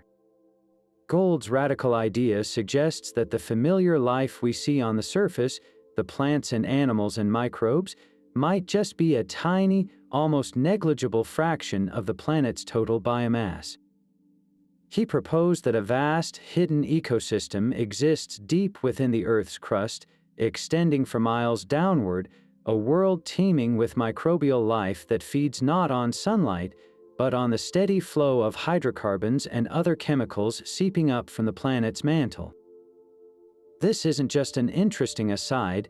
Gold argued that this deep, hot biosphere may not only be ancient, but that it could very well represent the original, primordial form of life on Earth. The foundation of this theory rests on a dramatic reinterpretation of one of our most fundamental resources, oil and natural gas. The conventional wisdom, the biogenic theory, states that these fossil fuels are the compressed and transformed remains of ancient surface life, like dinosaurs and plankton. Gold challenged this head-on. He championed the abiogenic theory, proposing that the vast majority of hydrocarbons are not biological in origin at all. Instead, he argued, they are a primordial part of the planet itself, formed from non-biological chemical reactions deep within the mantle during the Earth's formation, and they have been slowly seeping upward through cracks and fissures in the crust ever since. If this is true, it means the planet's subsurface is not a sterile tomb, but a constantly replenished, energy-rich buffet for any life forms that can learn to consume it. This is where the theory connects to the origin of life. Imagine the conditions on the early Earth's surface, a chaotic, irradiated hellscape, constantly bombarded by asteroids. Now contrast that with the environment just a few hundred meters underground. Here, the temperature is stable, the pressure is immense, and the environment is completely shielded from the sterilizing ultraviolet radiation and violent impacts that made the surface so inhospitable. In this deep, dark refuge, a constant, slow-moving river of energy-rich chemicals like methane and ethane would have been flowing upward. This provides a perfectly stable and protected cradle, a place where the delicate, slow-motion chemistry of abiogenesis could have unfolded without interruption for millions of years. Life wouldn't have had to struggle against the elements. It could have emerged in a geologically calm and energy-rich environment, learning to harness the planet's own internal chemistry long before it ever ventured into the hostile world above. The existence of what we now call the deep biosphere lends some startling credence to Gould's vision, although his abiogenic oil theory remains highly controversial and is not the mainstream view. Scientists have indeed discovered an astonishing realm of life deep underground. Miles below the surface in solid rock, in aquifer systems isolated for millions of years, we find bacteria and archaea thriving. These are not rare oddities. Estimates suggest the total biomass of this deep life could be comparable to, or even exceed, all the life on the surface. These organisms are chemosynthetic, meaning they derive their energy not from the sun, but from chemical reactions, often involving hydrogen, sulfur, or methane. They prove that a vast hidden ecosystem, completely independent of sunlight, is not just science fiction, it is a reality. While most scientists believe these deep microbes are descendants of surface life that migrated downward, Gould's theory turns this assumption on its head, proposing they are not migrants, but the original inhabitants, the true heirs to the planet's first living organisms. The implications of this idea ripple outwards, touching on everything from the search for life on other worlds to our understanding of our own planet's history. If life can emerge and thrive so prolifically in the deep, hot, dark crust of the Earth, then why not on Mars, where the surface is now cold and dry, but where a warm, wet subsurface might still exist? Or within the icy moons of the outer solar system, like Europa or Enceladus, where global oceans are thought to slosh beneath miles-thick ice shells. The deep hot biosphere theory dramatically expands the habitable zone of any planetary system. Life doesn't need a sun-warmed, watery surface, it just needs liquid water, a source of chemical energy, and geological activity, conditions that could be met on countless rocky or icy worlds throughout the galaxy. It suggests that the universe could be teeming with life, most of it hidden from view, thriving in the eternal darkness beneath the surfaces of planets and moons. Ultimately, the power of Thomas Gould's theory lies not in whether every detail is correct, but in how it forces us to rethink our planet's story and our place within it. It challenges our surface-centric view of biology and dares us to imagine a version of history where we are the latecomers, the fragile pioneers who colonized a dangerous and unstable world, while the true, ancient heart of life on Earth continues to pulse, quietly and massively, in the profound darkness below our feet. It's a humbling and expansive vision, one that suggests the spark of life might find its most secure and enduring home not under an open sky, but deep within the warm, rocky embrace of a planet itself. While deep-sea vents and radioactive beaches harnessed energy from within the Earth, our next theory looks skyward to the colossal fusion reactor that has powered our planet since its beginning, the Sun.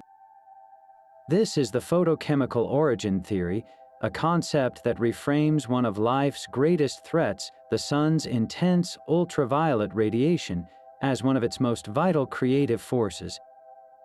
The early Earth was bathed in a far more intense flux of UV light than we experience today, because our protective ozone layer had not yet formed.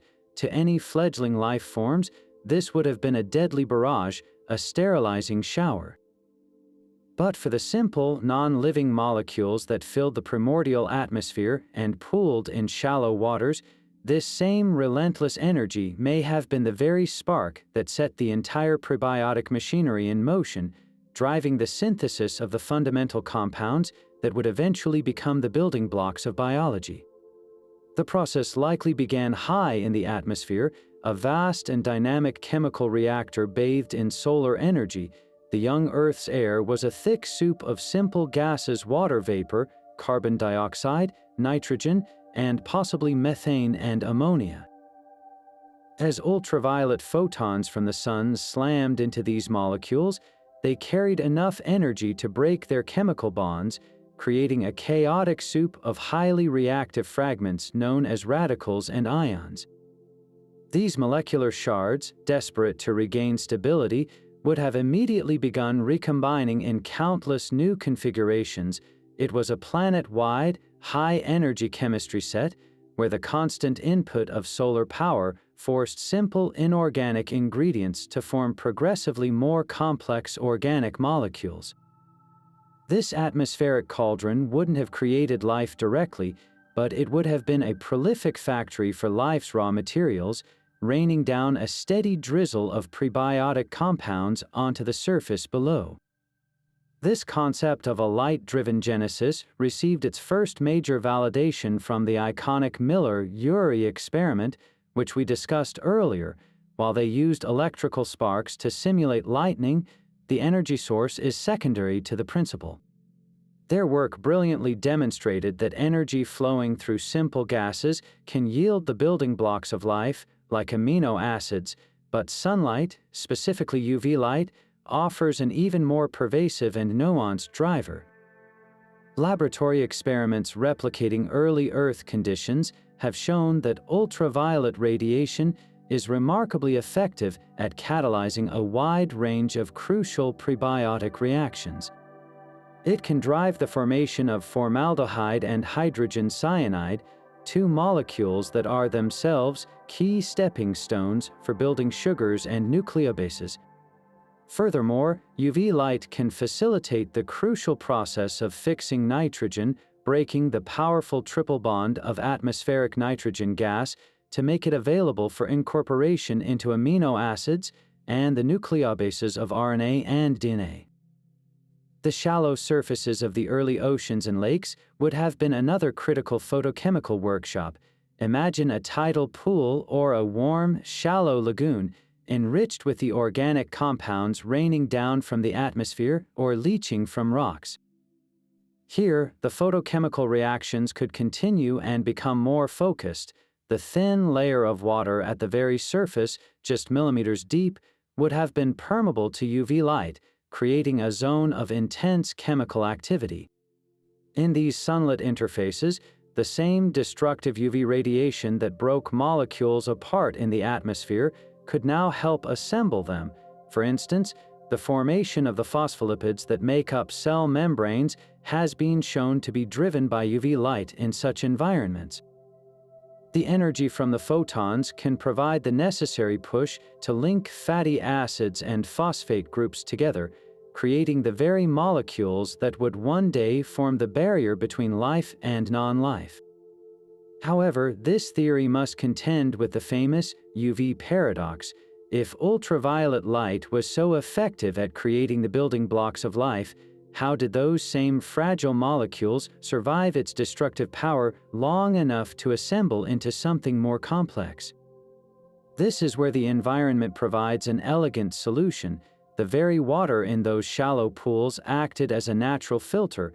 While UV light can penetrate the top few millimeters, it is quickly absorbed and scattered, leaving the depths below in shadow. This creates a perfect dynamic separation of labor. The surface layer acts as the creative forge, where UV energy drives synthesis.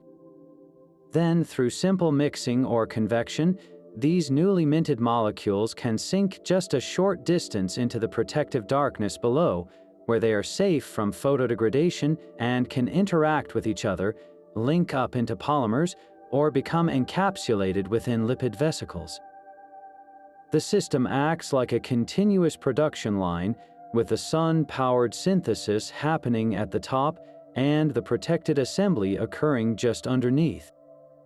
Ultimately, the photochemical origin theory presents a beautifully holistic vision of our planet's earliest days.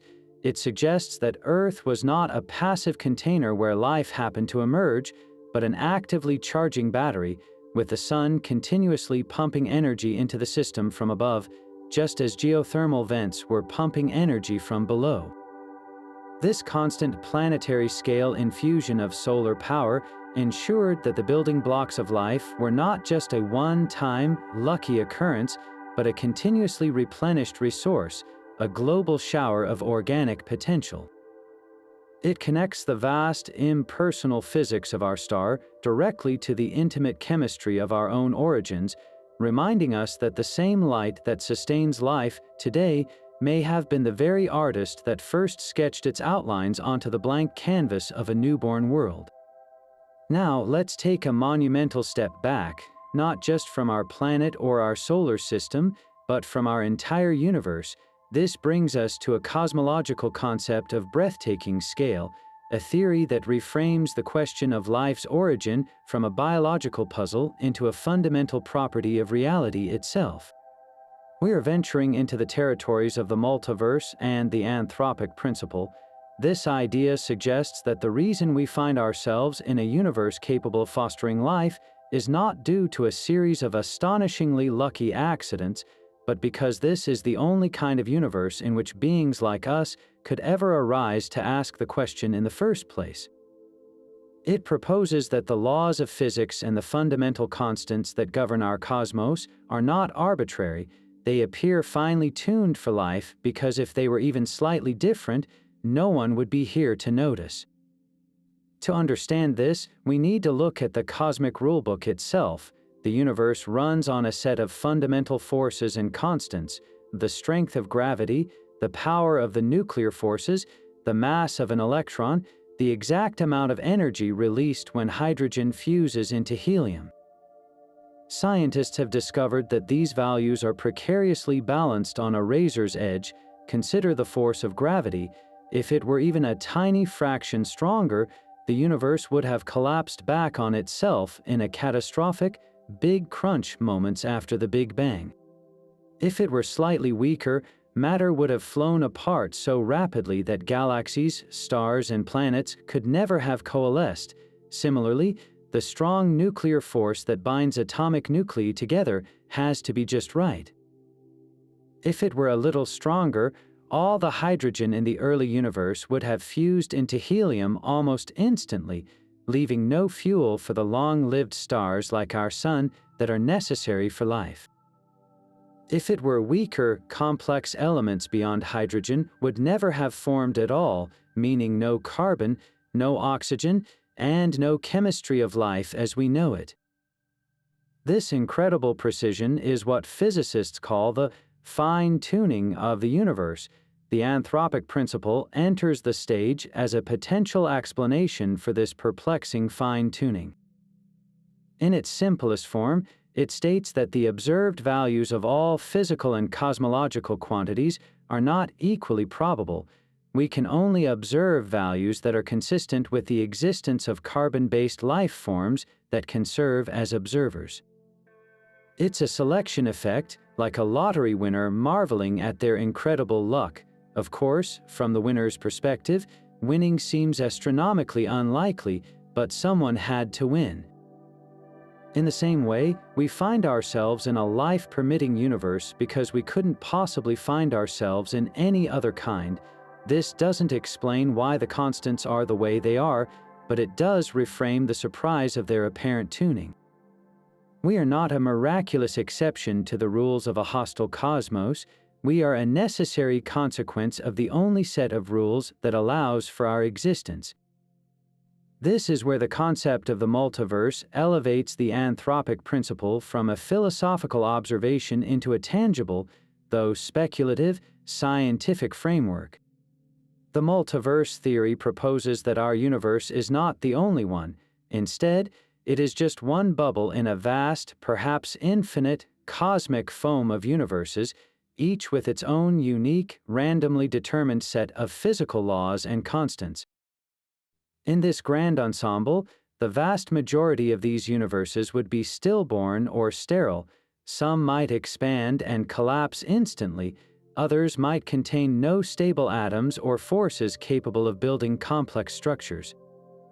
But in an infinite landscape of possibilities, every possible combination of physical laws will be realized somewhere. In an incomprehensibly vast number of these universes, the dice just happen to fall in the perfect arrangement to allow for stars, planets, and eventually, life. We, quite simply, live in one of those lucky ones. Our existence isn't a 1 in a trillion fluke. It's a statistical inevitability when you have an infinite number of tries. This perspective has a profound impact on how we view the origin of life itself, the long and complex chain of events from the Big Bang to the first living cell, the formation of just the right elements in stars, the stable orbit of Earth within the habitable zone, the intricate chemical pathways of abiogenesis can seem like an insurmountable series of fortunate coincidences. But in a multiverse, each of these steps is just another filter. We don't see the countless universes where the chain was broken at the first step, or the second, or the 10th. We only perceive the unbroken chain that led to us. The mystery of abiogenesis, then, might not be about finding the one specific chemical pathway that worked against all odds on Earth. It might be that in a universe where the physics allows for stable chemistry and complex molecules, life is not an improbable miracle, but a natural and likely outcome, an emergent property that manifests wherever the conditions are even remotely suitable. Of course, the multiverse theory is not without its fierce critics and philosophical challenges. The most significant objection is that it is, by its very nature, difficult to test. If other universes are causally disconnected from our own, how can we ever gather evidence for their existence? Some physicists point to potential imprints on the cosmic microwave background radiation, the afterglow of the Big Bang, as possible evidence, but these remain highly speculative. Others argue that the multiverse is not science at all, but a metaphysical retreat, explaining away one mystery by invoking an infinite number of other, unobservable mysteries. It can feel like a cop-out instead of seeking a deeper, more elegant theory that explains why our universe's constants have the values they do. We simply say that every possible value exists somewhere. Yet, the power of this idea is undeniable. It offers a starkly different narrative for our cosmic significance. We are not the central purpose of a universe designed for us, nor are we a lonely, freak accident in a cold and indifferent void. Instead, we are a local manifestation of a much broader reality, a single data point in an infinite set. Our existence tells us something profound about the structure of that greater reality, that it is capable of producing awareness.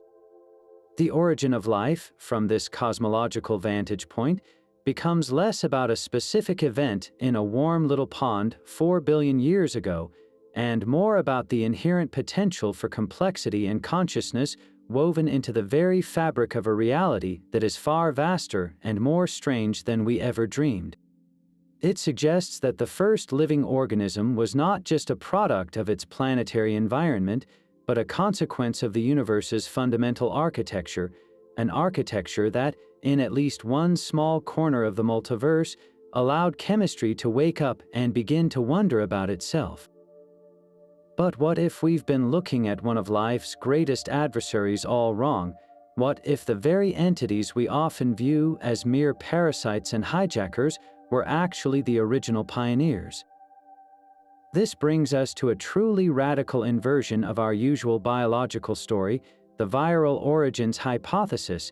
In this view, the familiar timeline of life, first simple cells, then viruses that evolved to prey on them, is completely flipped. Instead, viruses, or something very much like them, may have been the primordial architects of life, the first self-replicating entities to emerge from the chemical chaos of the early Earth, long before the first cellular membranes ever drew a boundary between inside and out. To grasp this idea, we need to strip away our modern conception of a virus. Today, a virus is essentially a package of genetic information, RNA or DNA wrapped in a protein coat. It lacks the machinery to replicate on its own. It has no ribosomes to build proteins, no way to generate energy.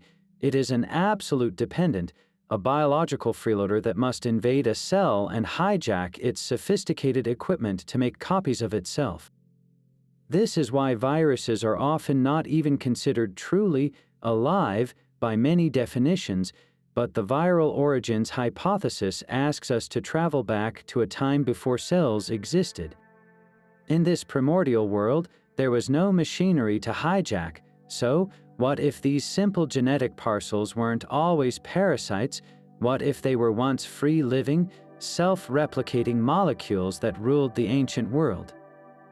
The core of this theory envisions an RNA world, but with a crucial twist. Instead of RNA molecules evolving in isolation within the protective confines of a vent or a vesicle, imagine a vast, interconnected gene pool in the early oceans.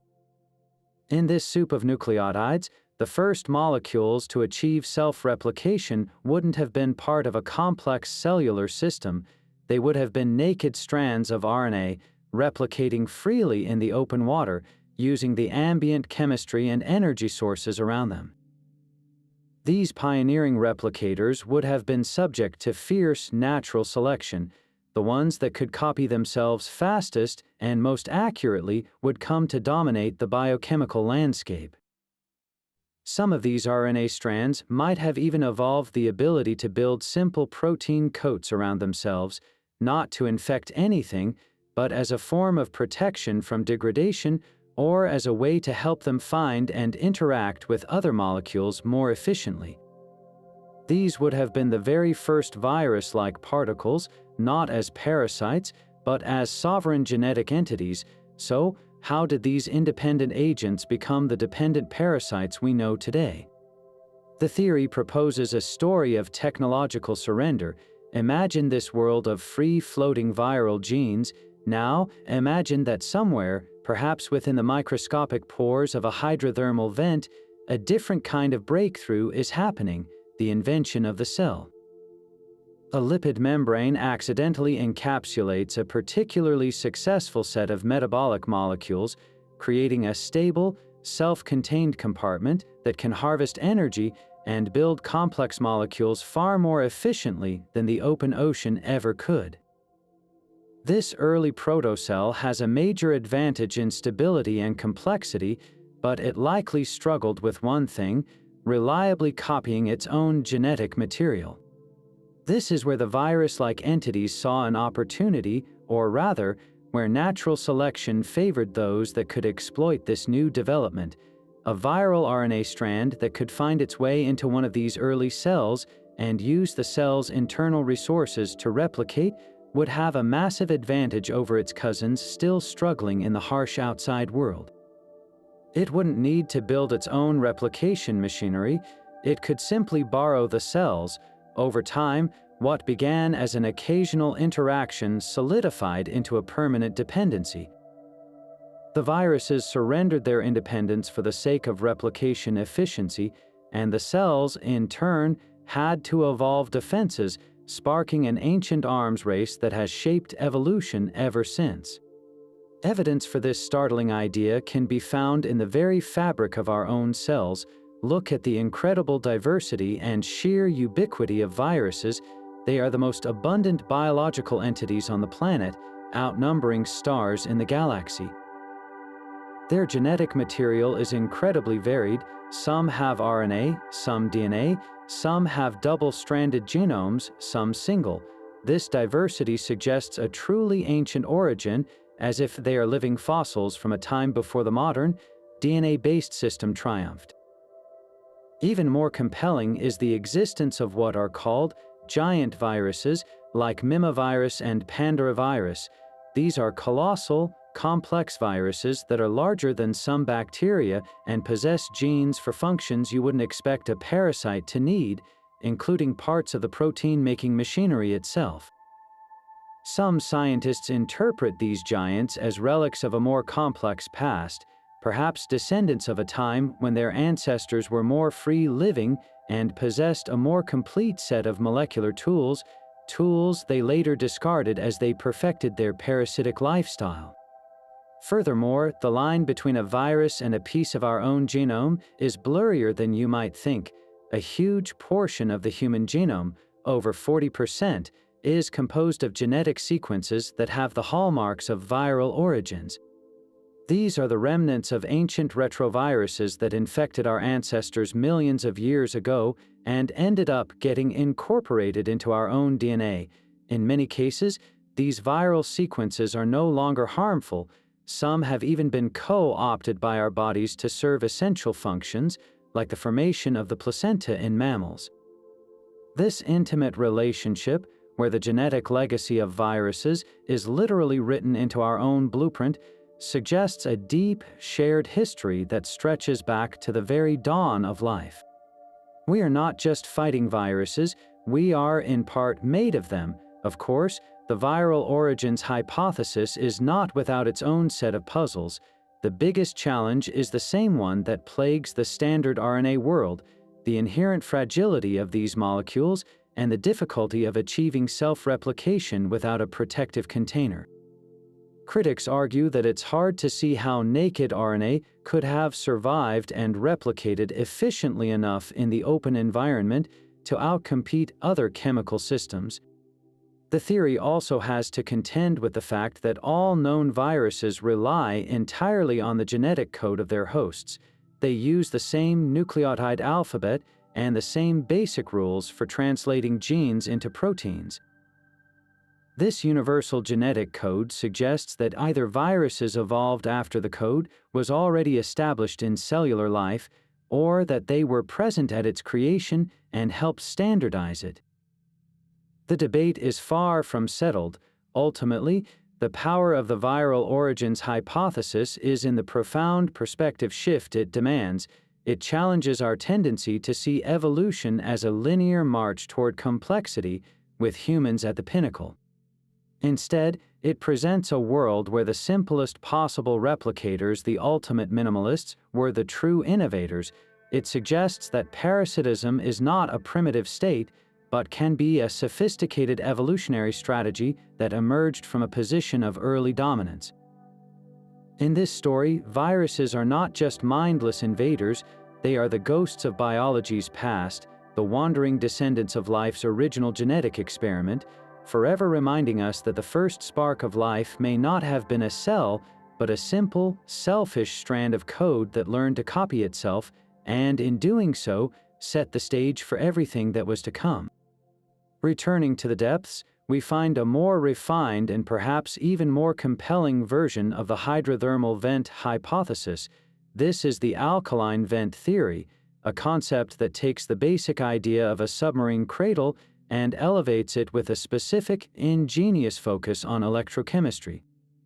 While the black smokers we discussed earlier are dramatic, superheated towers, the alkaline vents present a different personality altogether.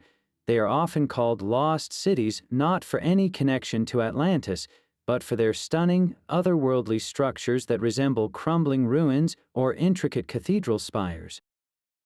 These formations are the product of a gentler, more sustained geological process known as serpentinization, where seawater reacts with a type of rock from the Earth's mantle called olivine.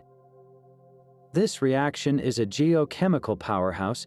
It produces a fluid that is warm, not scorching, and is profoundly alkaline, meaning it has a very low concentration of protons while also being incredibly rich in hydrogen gas. This specific chemical profile, it turns out, solves several of the most vexing puzzles in abiogenesis in one elegant stroke. The most revolutionary insight here involves the very nature of cellular power. Every living cell on Earth, from the simplest bacterium to the neurons in your brain, generates its energy currency, a molecule called ATP, using a mechanism known as chemiosmosis. This process relies on a fundamental imbalance, a difference in the concentration of protons across a membrane. Think of it like a dam. On one side, you have a high concentration of protons, and on the other, a low concentration. The natural tendency for these protons is to flow downhill to equalize that imbalance, and the cell cleverly harnesses that flow to spin a molecular turbine, generating ATP. For decades, biologists wondered how such an intricate, membrane-dependent system could have possibly evolved from scratch. The alkaline vent theory provides a breathtakingly simple answer. The first cells didn't have to invent this system. They simply found it already running, a ready-made, natural power grid operating on the ocean floor. The labyrinthine structure of these alkaline vents is the key to this prebiotic power plant. They are not solid chimneys, but highly porous, micro-compartmentalized formations, much like a mineralized sponge. The thin walls of these microscopic pores, made of iron sulfide and other minerals, acted as the world's first membranes. On one side of these mineral walls, you had the warm, alkaline, hydrogen-rich fluid from the vent. On the other side, you had the cooler, more acidic, proton-rich water of the early ocean. This created a perfect, naturally occurring proton gradient, a sustained, geologically powered battery. Protons from the acidic ocean were constantly trying to flow into the alkaline pores to balance the pH, and this relentless ambient energy was a force waiting to be harnessed. Within these protected rocky pores, the stage was set for a foundational chemistry. The mineral surfaces, particularly iron sulfide minerals like pyrite, are fantastic catalysts. Scientists propose that the first metabolic reactions could have been driven directly by this proton flow. Imagine a simple chemical cycle where hydrogen gas from the vent fluid meets carbon dioxide that has dissolved into the pore from the ocean. As protons push their way through the mineral wall, the energy of their flow could have driven the reaction between hydrogen and carbon dioxide, forming simple organic molecules. This process, a primitive form of what we call the acetyl-CoA, a pathway, is one of the most ancient metabolic cores found in the most primitive microbes alive today. The vent wasn't just a safe place, it was an electrochemical reactor that actively synthesized the building blocks of life while providing the power to do so. This theory elegantly sidesteps the concentration problem that plagues the primordial soup idea. The vast open ocean would have diluted precious molecules to the point of uselessness, but within the microscopic pores of an alkaline vent, products are held in close proximity. A newly formed organic molecule can't simply float away into the abyss. It's trapped in a tiny chamber right next to the catalytic surface where it was made, ready to undergo the next reaction in a growing chain of complexity. These pores act as billions of individual test tubes, each running its own slightly different chemical experiment, with the successful results being retained and amplified over time. When we contrast this with the more famous black smokers, the advantages of the alkaline vent become clear. Black smokers are turbulent, ephemeral, and extremely hot, with temperatures soaring past 300 degrees Celsius, conditions that can easily destroy the very complex molecules they might help create. Their fluids are also acidic, which presents a different and perhaps less bio-friendly chemical environment. Alkaline vents, by comparison, offer a gentler, more stable, and far more enduring cradle. Their temperatures are a much more moderate 60 to 90 degrees Celsius, a range where complex organic molecules are stable. More importantly, these structures can persist for tens of thousands of years, providing the immense spans of time necessary for slow, incremental chemical evolution to unfold. They offer not a fleeting opportunity, but a long-term, protected home where the transition from geochemistry to biochemistry could occur at a leisurely, geologically paced rhythm. In this quiet, dark, and energy-rich labyrinth, the gap between a non-living chemical system and a truly living cell begins to feel not like an unbridgeable chasm, but a natural and almost inevitable next step. Yet another perspective shifts our focus from the isolated chemical event to the grand planetary drama, viewing life not as a passive passenger on a preformed world, but as an active co-author of Earth's entire story from its very first pages.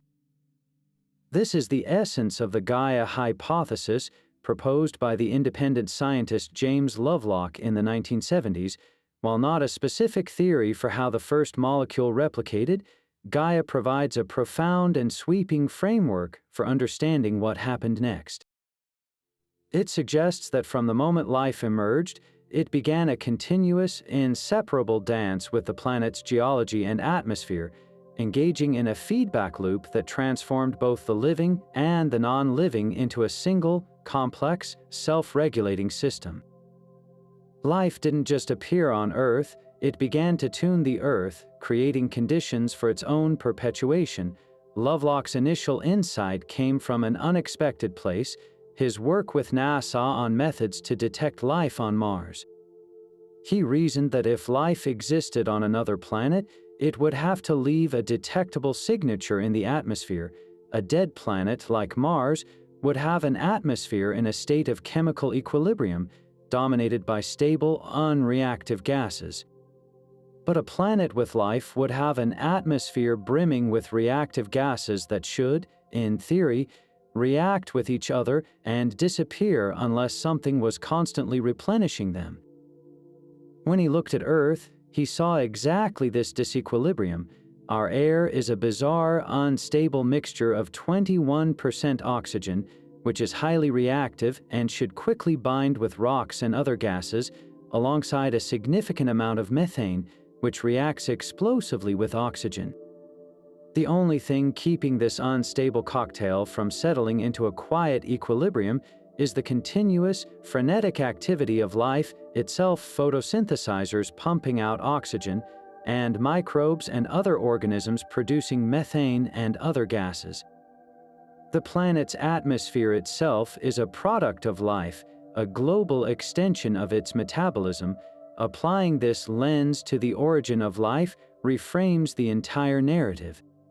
Instead of a one-way street where geology creates an environment and life adapts to it, Gaia implies a two-way street from the very beginning. Imagine the first primitive microbial mats, perhaps those using the sun's energy in an early form of photosynthesis. They would have been consuming carbon dioxide and producing a waste gas, possibly oxygen, or more likely at first, something like methane. Even in tiny amounts, these microbial excretions would have begun to alter the chemistry of the water and the air above it. This change in the environment would then create new selective pressures. Perhaps the rising oxygen levels were toxic to the very organisms that produced them, creating an existential crisis that forced the evolution of new metabolic pathways to cope with the poison, or that favored other organisms that could use oxygen for a powerful new form of energy respiration. The environment shapes life, but life simultaneously shapes the environment, which in turn shapes life anew in an endless, intricate feedback loop. A classic example of this co-evolution is the Great Oxygenation Event around 2.4 billion years ago. When cyanobacteria evolved oxygenic photosynthesis, they began flooding the atmosphere with a toxic, reactive gas that was a poison to most of the life existing at the time. This was a planetary catastrophe, causing a mass extinction of ancient microbes and triggering a global ice age as the new atmosphere changed the greenhouse effect. But from a Gaian perspective, this wasn't just a disaster, it was a dramatic, system-level transition. The crisis forced by life's own activity ultimately created the conditions for the evolution of complex, oxygen-breathing life, including us. Life, through its own processes, created a crisis, and then life evolved to overcome that crisis, ultimately leading to a new, more complex and stable state for the entire planetary system. The planet didn't just host this drama, it was an active participant, its climate and chemistry fundamentally altered by the actions of its living inhabitants. Critics of the Gaia hypothesis have often misinterpreted it as implying a kind of purposeful, conscious control by the planet, a notion Lovelock himself refuted. He later clarified that he saw it not as a sentient Earth, but as a cybernetic system, a self-regulating process emerging from unconscious feedbacks, much like how our bodies automatically regulate temperature and blood sugar. In this view, the stability of Earth's climate over billions of years, despite the Sun's output increasing by 30%, isn't a lucky coincidence. It's the result of a trillion tiny interactions between organisms and their environment. When carbon dioxide levels rise, plant growth is often stimulated, pulling more carbon out of the atmosphere. When temperatures shift, microbial activity in soils changes, altering the production or consumption of greenhouse gases. The system has checks and balances woven into its very fabric, not by design, but through the relentless engine of natural selection acting on a planetary scale. When we consider the origin of life through this Gaian lens, the distinction between the living and the non-living world begins to blur at the edges. The first self-replicating system wasn't just an occupant of a planetary niche, it was the moment a new regulatory mechanism was born. The alkaline vent that powered the first metabolism was part of the planet's geology, and the life that emerged from it became an extension of that geochemical cycling. The iron-sulfur world wasn't just a theory about a one-time event, it was the beginning of a partnership where biology learned to harness and eventually influence planetary energy flows. In this grand unfolding narrative, the search for the first organism becomes inseparable from the search for the moment Earth itself became a biosphere, transitioning from a ball of rock with a few interesting chemicals to a dynamic, integrated, and endlessly creative system where the fate of the atmosphere, the oceans, and the rocks became forever entwined with the destiny of the life. Fosters, now, let's step away from chemistry and geology entirely and reframe the entire question. What if life's essence isn't in the molecules themselves, but in what those molecules do? This brings us to our 24th theory, the information theory of life. From this perspective, championed by physicists and computer scientists, life is defined not by its material substance, but by its fundamental capacity to gather, process, store, and transmit information. It proposes that the very first living thing wasn't a cell or a molecule, but a naturally occurring, stable information processing structure that spontaneously emerged from the chemical chaos of the early Earth, a system where order began to manage disorder. To grasp this, think of the difference between a random pile of sand and a sandcastle. The atoms in both are identical, but the sandcastle has something the pile lacks: information. Its specific shape, its structure, represents a form of stored data, the blueprint of a castle imposed upon the sand. In the same way, a living cell is, at its core, an information economy. Your DNA is not alive, it is a magnificent database, a string of coded instructions. What makes a cell alive is the entire integrated system that reads those instructions, copies them, corrects errors, and uses that information to build structures, harvest energy, and make decisions. Life, in this view, is a process of computation. It's a program that runs on the wet, messy hardware of chemistry. This idea connects life to one of the most fundamental concepts in physics, the second law of thermodynamics, which states that the universe as a whole constantly moves toward disorder or entropy. A hot cup of coffee cools down, a neat room becomes messy, a complex molecule eventually breaks apart. Life seems to defy this law locally and temporarily by building incredibly ordered, complex structures out of simpler parts. How is this possible? The information perspective provides an elegant answer. Life doesn't violate the second law, it exploits it.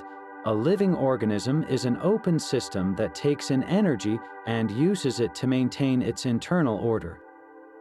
It does this by processing information about its environment.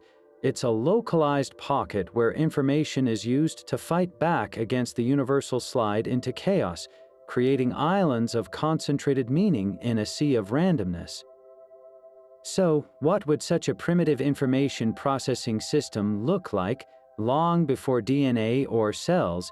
Imagine a simple chemical cycle occurring on the surface of a mineral, perhaps in one of those alkaline vent pores we discussed earlier. A set of molecules, A, B, and C, interact in a loop where A helps form B, B helps form C, and C circles back to help form A. This is an autocatalytic set, but viewed through an information lens, it becomes something more. The specific sequence of reactions, the pathway from A to B to C and back, is a form of stored information. It's a chemical algorithm. The persistence of this loop, its stability against outside perturbations, represents a successful computation.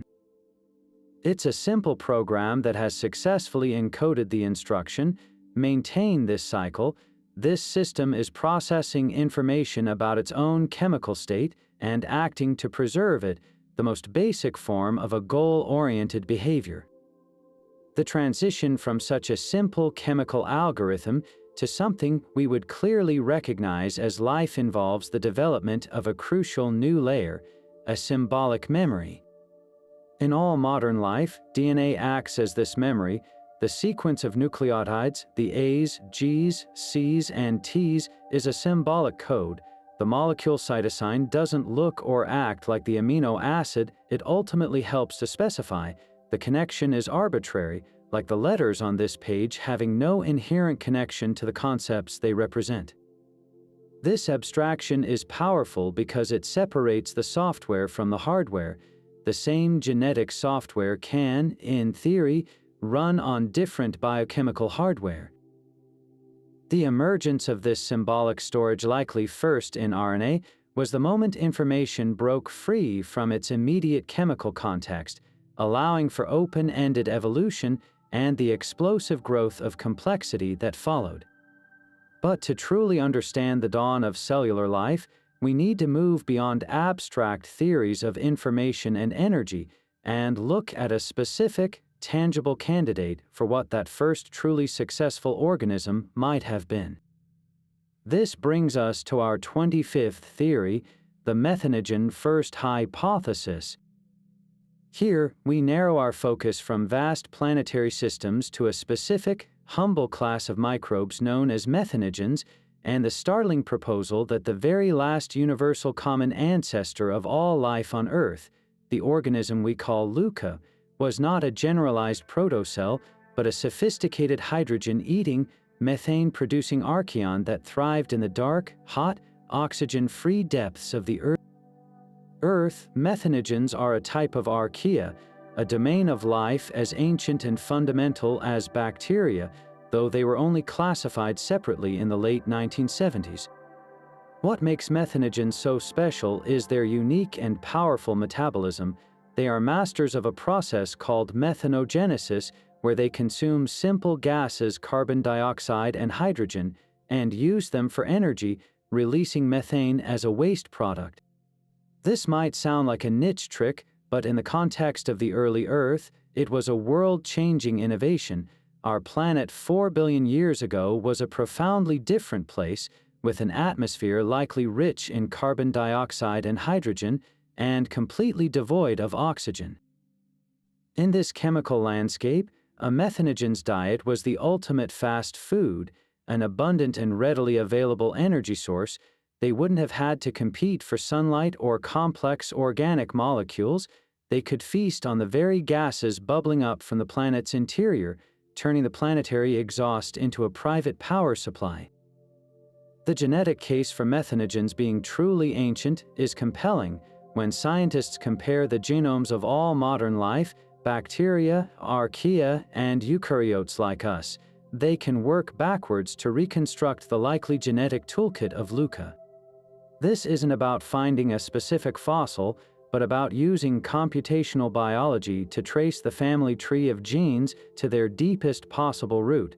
The picture that emerges is astonishingly specific.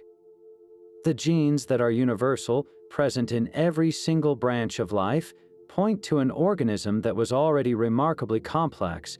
LUCA appears to have had a sophisticated system for reading DNA and building proteins, and critically, its metabolism seems to have been geared toward a specific environment, one rich in hydrogen gas and metal ions, and completely devoid of oxygen.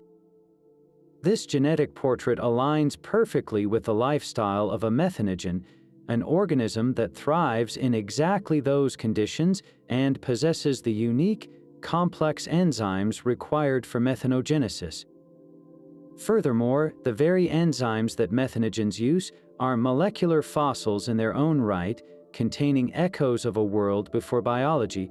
The core reaction of methanogenesis involves a set of exotic metal-containing cofactors, clusters of iron, nickel, and sulfur that sit at the heart of the key enzymes. These metal clusters are not just accessories, they are the active sites where the difficult chemistry of reducing carbon dioxide takes place. Their structure is strikingly similar to the iron-nickel sulfide minerals found in the very alkaline hydrothermal vents we discussed earlier. This is a powerful hint of a direct, unbroken lineage. It suggests that the first methanogens didn't invent their metabolism from scratch. They essentially co-opted the catalytic properties of the vent minerals themselves, building a biological scaffold around a pre-existing geochemical reaction. The transition from a rocky pore catalyzing a reaction to a cell enclosing and controlling that same reaction starts to feel like a natural, almost seamless progression. Another line of evidence comes from the tree of life itself. The most ancient branches on the archaeal side of the tree are dominated by hyperthermophiles organisms that love extreme heat. Many methanogens are hyperthermophiles, perfectly comfortable living in near boiling water. This fits beautifully with the hypothesis that life originated in a hot, subsurface environment like a hydrothermal vent system. It suggests that Leuca itself was a heat-loving organism, and that the ability to live in cooler environments was a later adaptation, an evolutionary exploration into new, milder niches after the core processes of life were already firmly established in the planet's fiery depths. The methanogen first hypothesis paints a vivid and humbling picture of our ultimate ancestor. It wasn't a simple, all-purpose blob, but a highly specialized, efficient chemosynthetic machine, perfectly adapted to its specific planetary niche. It was an organism that saw the chaotic chemical energy of a young planet, the bubbling hydrogen, the dissolved carbon dioxide, and found a way to build itself from that chaos. By consuming hydrogen and belching methane, these primordial microbes didn't just survive, they began to subtly alter the planet itself, adding a new gas to the atmosphere and participating in the global carbon cycle from their very inception. This theory connects the most fundamental processes of some of the hardiest microbes alive today directly back to the predicted environment and genetics of Leuca, offering a specific, testable, and deeply compelling vision of the moment life truly took root, not as a hopeful experiment, but as a successful, thriving enterprise in the deep, hot, and dark heart of the ancient world. While the deep, sunless realms of hydrothermal vents offer a compelling energy source, another theory illuminates a different path, one that connects the planet's fiery interior directly to the power of the young, brilliant sun. This is the Zinc World Hypothesis, a fascinating proposal that the very first steps toward a solar-powered life didn't involve complex biological pigments like chlorophyll, but were instead taken by a simple, glittering mineral, zinc sulfide. The idea suggests that tiny crystals of this compound, forming naturally in the porous rocks around certain hydrothermal vents, acted as the planet's first photosynthetic systems, capturing ultraviolet light and using it to drive the foundational chemistry of life millions of years before the first bacterium ever learned the trick. The stage for this process is a specific type of hydrothermal environment where the superheated, mineral-rich water spewing from the seafloor is rich in zinc and sulfur. As this fluid mixes with the cold seawater, zinc sulfide crystals, also known as the mineral sphalerite, precipitate out, coating the surfaces of rocks and the intricate pores of vent chimneys with a dusting of microscopic semiconductors. This word, semiconductor, is the key to the entire theory. Just like the silicon in a solar panel, zinc sulfide has a unique electronic structure that allows it to absorb energy from light. When a photon of ultraviolet light, which was intensely abundant in the sunlit surface waters of the early Earth, strikes a zinc sulfide crystal, it can kick an electron into a higher energy state, creating a separated positive and negative charge.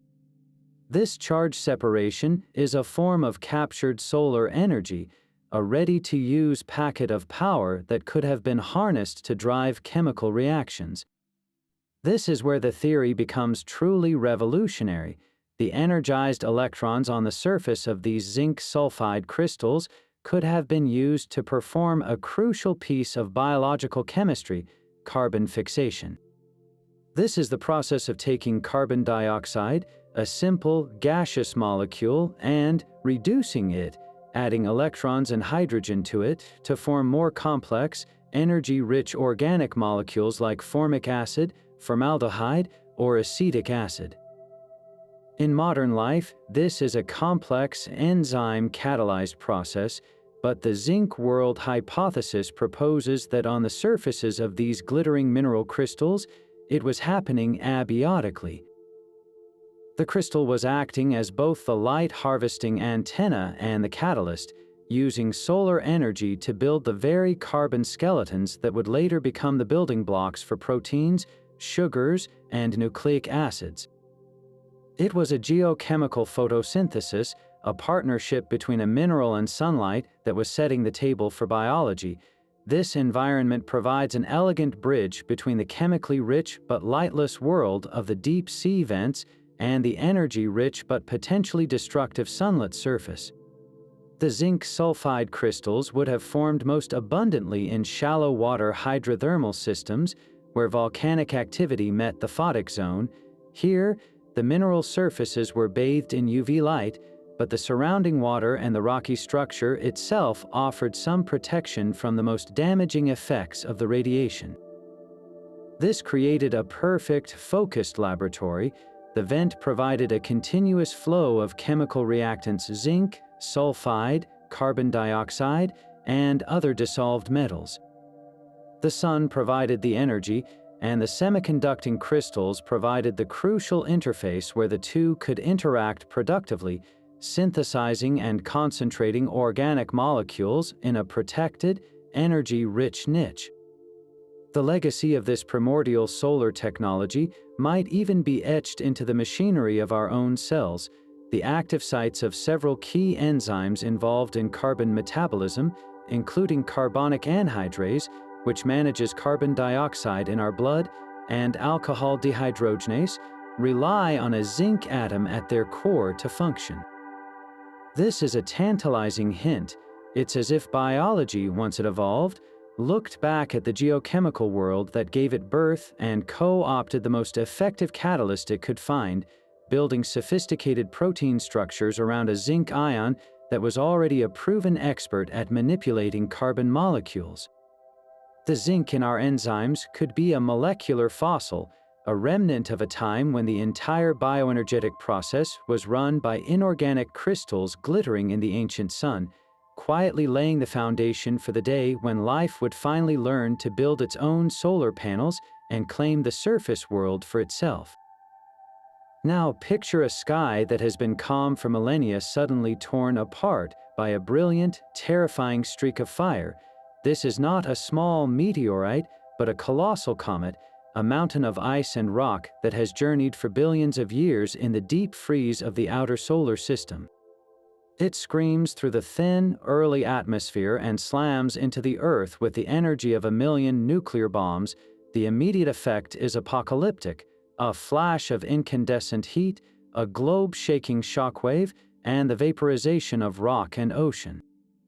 But from this utter devastation, something new is born.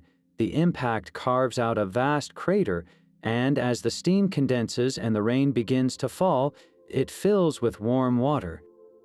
This isn't just any pond, It is a unique, temporary crucible forged in a moment of cosmic violence. The comet pond scenario suggests that within these newly formed, impact-heated pools, the final, delicate steps from chemistry to biology found their perfect home. The magic of this pond lies in its ingredients, a cocktail mixed by the comet itself. After all, a comet is far more than a simple dirty snowball. We now know that comets are cosmic freezers, preserving within their icy hearts a rich inventory of prebiotic compounds synthesized in the dark molecular clouds of interstellar space.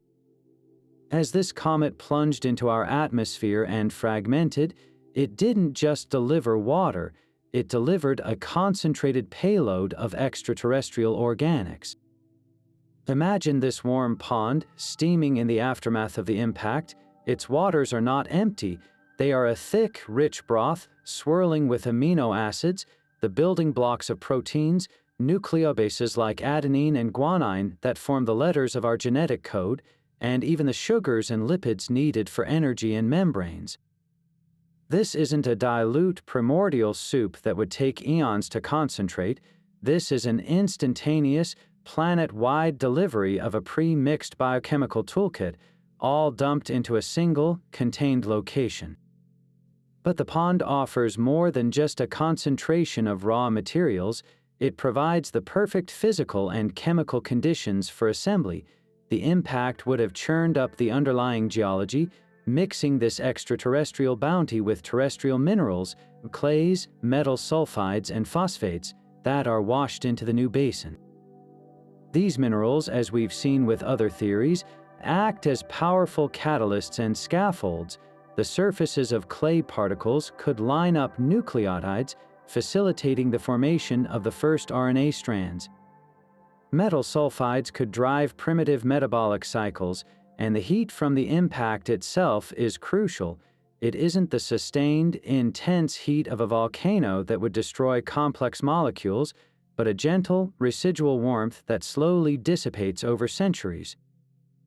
This warmth provides the kinetic energy for molecules to collide and react more frequently, driving the dehydration reactions necessary to link amino acids into peptides and nucleotides into nucleic acids, all while the mineral surfaces protect these fragile new polymers from breaking apart. This scenario also beautifully solves the problem of time and stability. A hydrothermal vent might be stable for thousands of years, but it is a dynamic, flowing system where successful molecular experiments could be constantly washed away.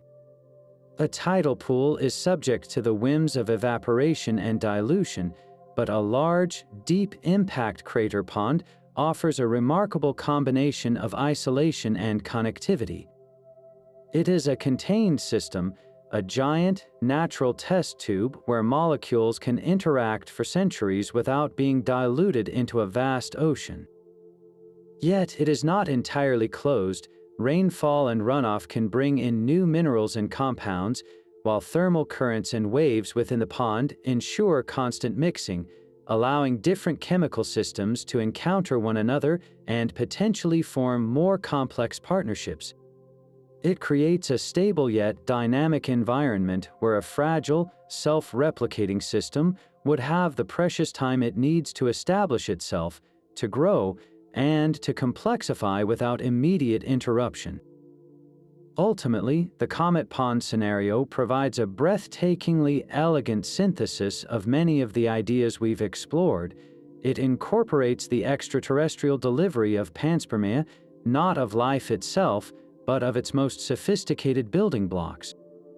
It leverages the catalytic power of minerals from the clay and iron-sulfur worlds. It utilizes the gentle, driving energy of a warm little pond, supercharged by a cosmic event. And it creates a protected cradle, not unlike the deep sea vents, but one positioned in a sunlit environment where photochemistry could later play a role. This theory doesn't insist that life began in one single, exclusive way. Instead, it paints a picture of a planet being constantly seeded and enriched by impacts, with countless such ponds forming across the globe, each one a unique experiment in prebiotic chemistry. In this vision, the origin of life becomes less about a single, miraculous location and more about a planetary scale process, where the violent, creative chaos of a young solar system provided the final, fertile ground for the quiet, persistent whisper of biology to finally be heard. As we pull our focus from the cosmic violence of comet impacts and the geological churn of hydrothermal vents, we arrive at a frontier that feels almost science fictional, yet is grounded in the most fundamental laws of our universe. This is the nascent and mind-bending realm of quantum biology, and it invites us to consider a startling possibility that the very first flicker of life may have been given a crucial assist by the bizarre and counterintuitive rules of the quantum world. For decades, we've assumed that life operates purely on the level of classical physics, molecules as tiny billiard balls bumping into each other in a warm, wet, and chaotic environment. But what if, at the very dawn of biology, those molecules were also playing by the quantum rulebook, leveraging phenomena like tunneling and coherence to perform feats of efficiency that would otherwise be statistically impossible, granting the first living systems a subtle but decisive quantum advantage? To grasp this, we need to step into the strange domain of quantum mechanics, a realm where particles can be in two places at once, where they can tunnel through energy barriers as if they were ghosts, and where they can become entangled, their fates linked across space. We typically think these phenomena are confined to the ultra-cold, isolated world of physics laboratories, utterly irrelevant to the warm, messy, and noisy environment of a living cell. Yet, in recent years, scientists have discovered that nature has already been harnessing these quantum tricks. The most well-established example is in photosynthesis. Plants, algae, and some bacteria use a complex array of pigments to capture sunlight. When a photon is absorbed, the energy doesn't just randomly bounce around until it finds the reaction center where it's used to make sugar. Instead, experiments show it takes many paths at once in a state of quantum coherence, effectively scanning all possible routes simultaneously to find the most efficient one, achieving a near-perfect efficiency in energy transfer that classical physics cannot explain. Now, let's project this quantum logic back to the origin of life. One of the most significant hurdles for any prebiotic theory is the sheer inefficiency of chemical reactions. For a self-replicating system to emerge, key reactions need to happen, and they need to happen with a speed and specificity that seems improbably slow in a vast, dilute ocean. This is where a quantum phenomenon called tunneling could have been a game changer. In our classical world, for two molecules to react, they need to collide with enough energy to overcome an energy barrier, like rolling a ball over a hill. If they don't have that energy, the reaction doesn't happen, but in the quantum world, particles have a probability of simply appearing on the other side of the hill without ever going over the top. It's not a matter of force, it's a matter of probability. This quantum tunneling could have allowed for crucial reactions in early metabolism to occur at rates thousands or even millions of times faster than classically possible. For instance, the transfer of a single proton or a lightweight electron, a fundamental step in countless biochemical processes, is highly susceptible to tunneling.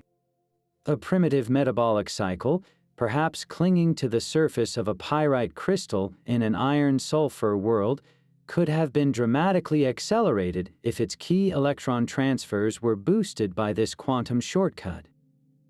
Beyond single reactions, the concept of quantum coherence could have provided a powerful organizing principle for the very first information-carrying molecules. Imagine the first short strands of RNA or a potential PNA precursor attempting to replicate. For a new strand to form, the individual nucleotides need to find their correct complementary partners and link up. In a classical random search, this is a slow, error-prone process, But what if the system exploited quantum coherence? In this scenario, a nucleobase wouldn't just test one potential partner at a time. In a quantum state, it could sample multiple complementary partners simultaneously, effectively conducting a rapid, parallel computation to find the correct match. This wouldn't require consciousness or intent, it would be a natural physical process, a quantum search algorithm hardwired into the fabric of reality. This could have drastically reduced the error rate and increased the speed of early molecular replication, providing a clear evolutionary advantage to any chemical system that could sustain such delicate quantum states long enough to be useful. The major objection, of course, is the issue of decoherence. Quantum states are notoriously fragile, collapsing into boring classical states when they interact with their environment through a jostling from a neighboring molecule or the random kick of thermal energy. A warm, wet prebiotic soup seems like the last place you'd expect to find sustained quantum effects. However, this is where the specific environments we've already discussed might come into play. The intricate structured pores within alkaline hydrothermal vent chimneys or the orderly layers of clay minerals could have provided a unique kind of shelter. These nanoscale compartments might have been able to shield early molecular complexes from the worst of the environmental noise, acting as a protective cradle not just for chemistry, but for quantum chemistry. The very structure of these minerals could have helped maintain quantum coherence for just long enough, perhaps picoseconds or nanoseconds, to make a critical difference in the outcome of a reaction, tipping the balance from a failed experiment to a successful, self-perpetuating system. Viewing the origin of life through a quantum lens doesn't necessarily replace other theories, it potentially supercharges them. It suggests that the transition from non-life to life was not merely a matter of classical statistics and chemical affinities winning a colossal lottery. Instead, it proposes that the universe had a hidden toolkit, a set of quantum tools that made the emergence of biological complexity not just possible, but in some ways, probable.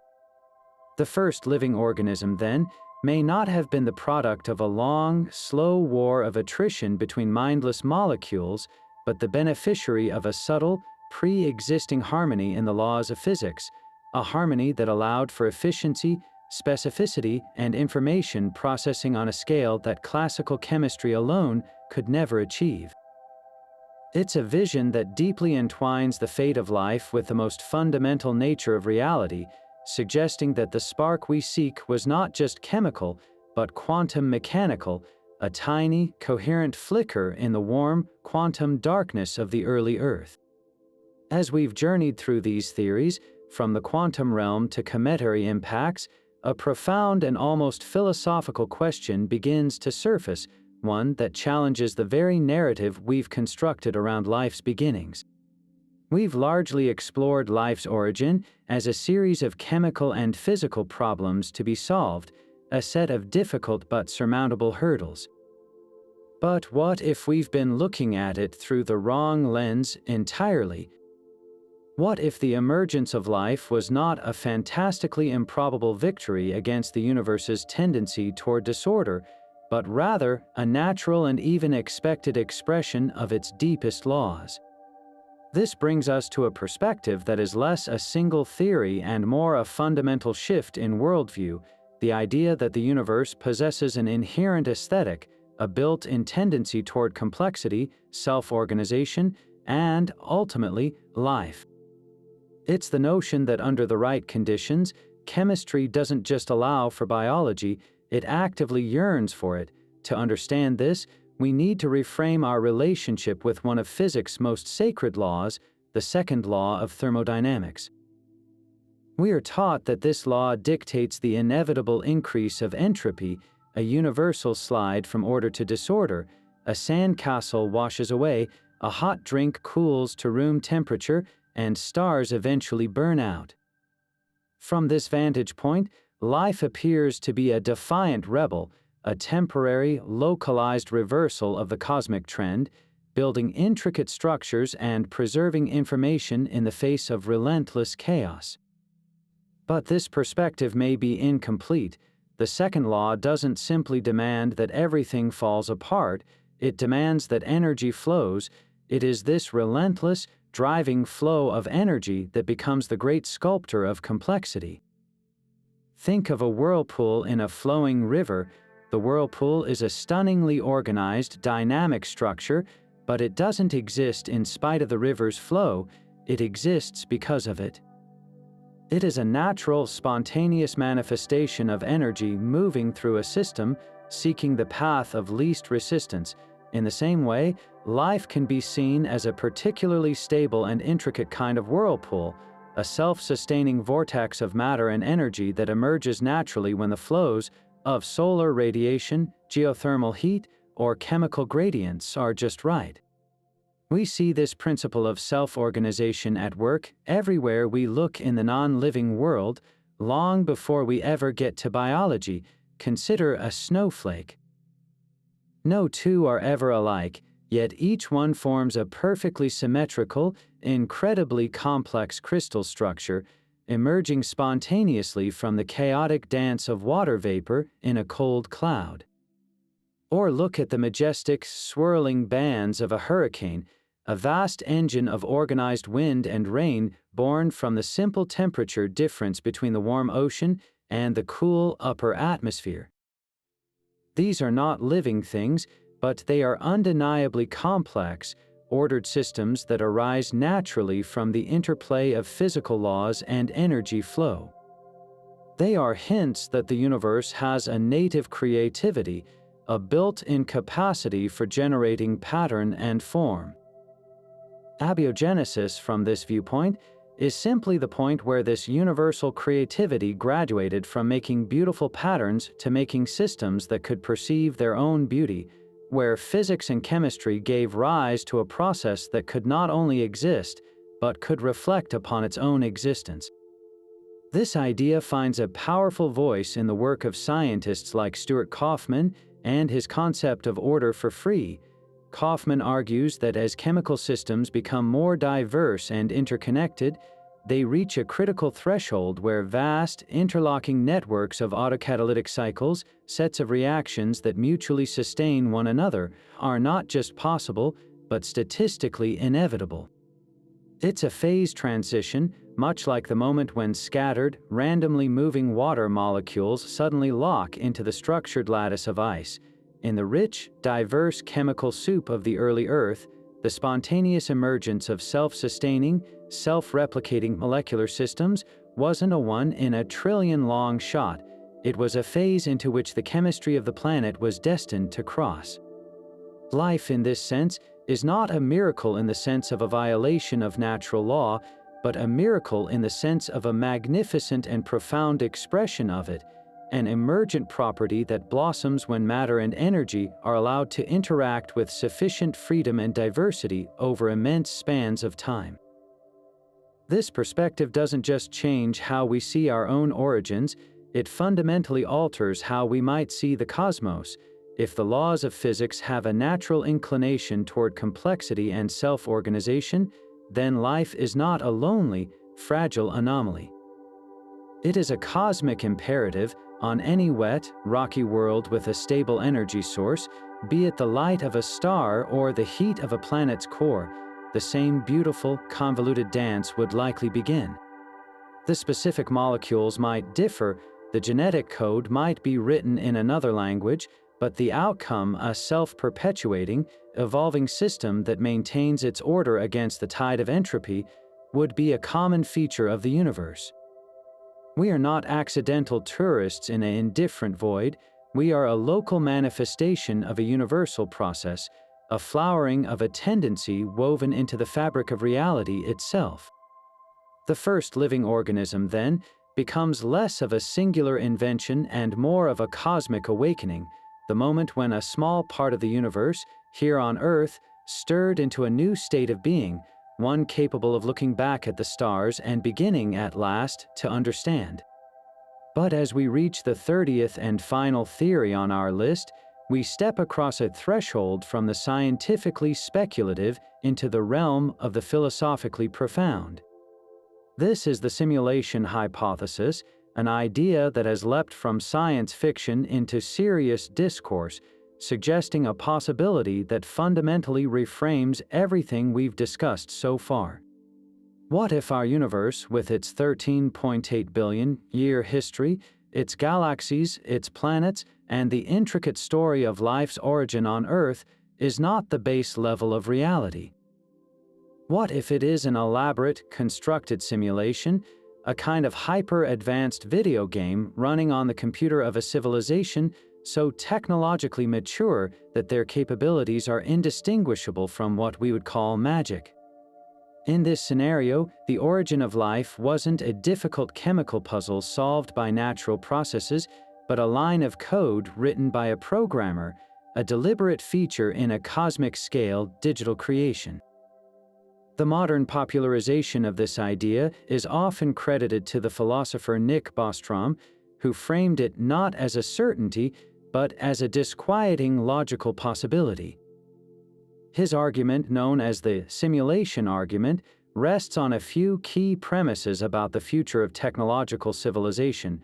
First, it assumes that a significant fraction of advanced civilizations survive long enough to develop posthuman capabilities.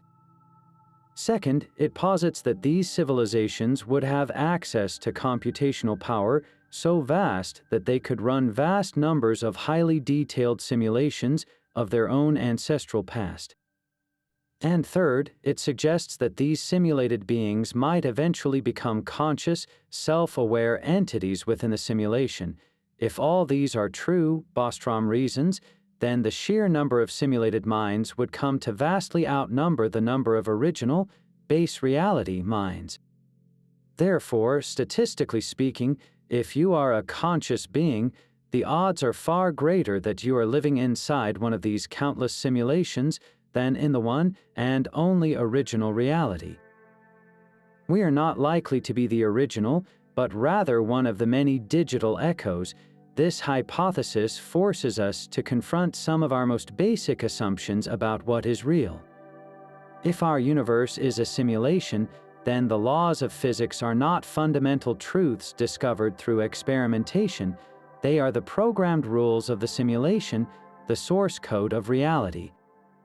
The constants that seem so finely tuned for life, which we discussed in the context of the anthropic principle, wouldn't be a mysterious, happy accident or a sign of a multiverse.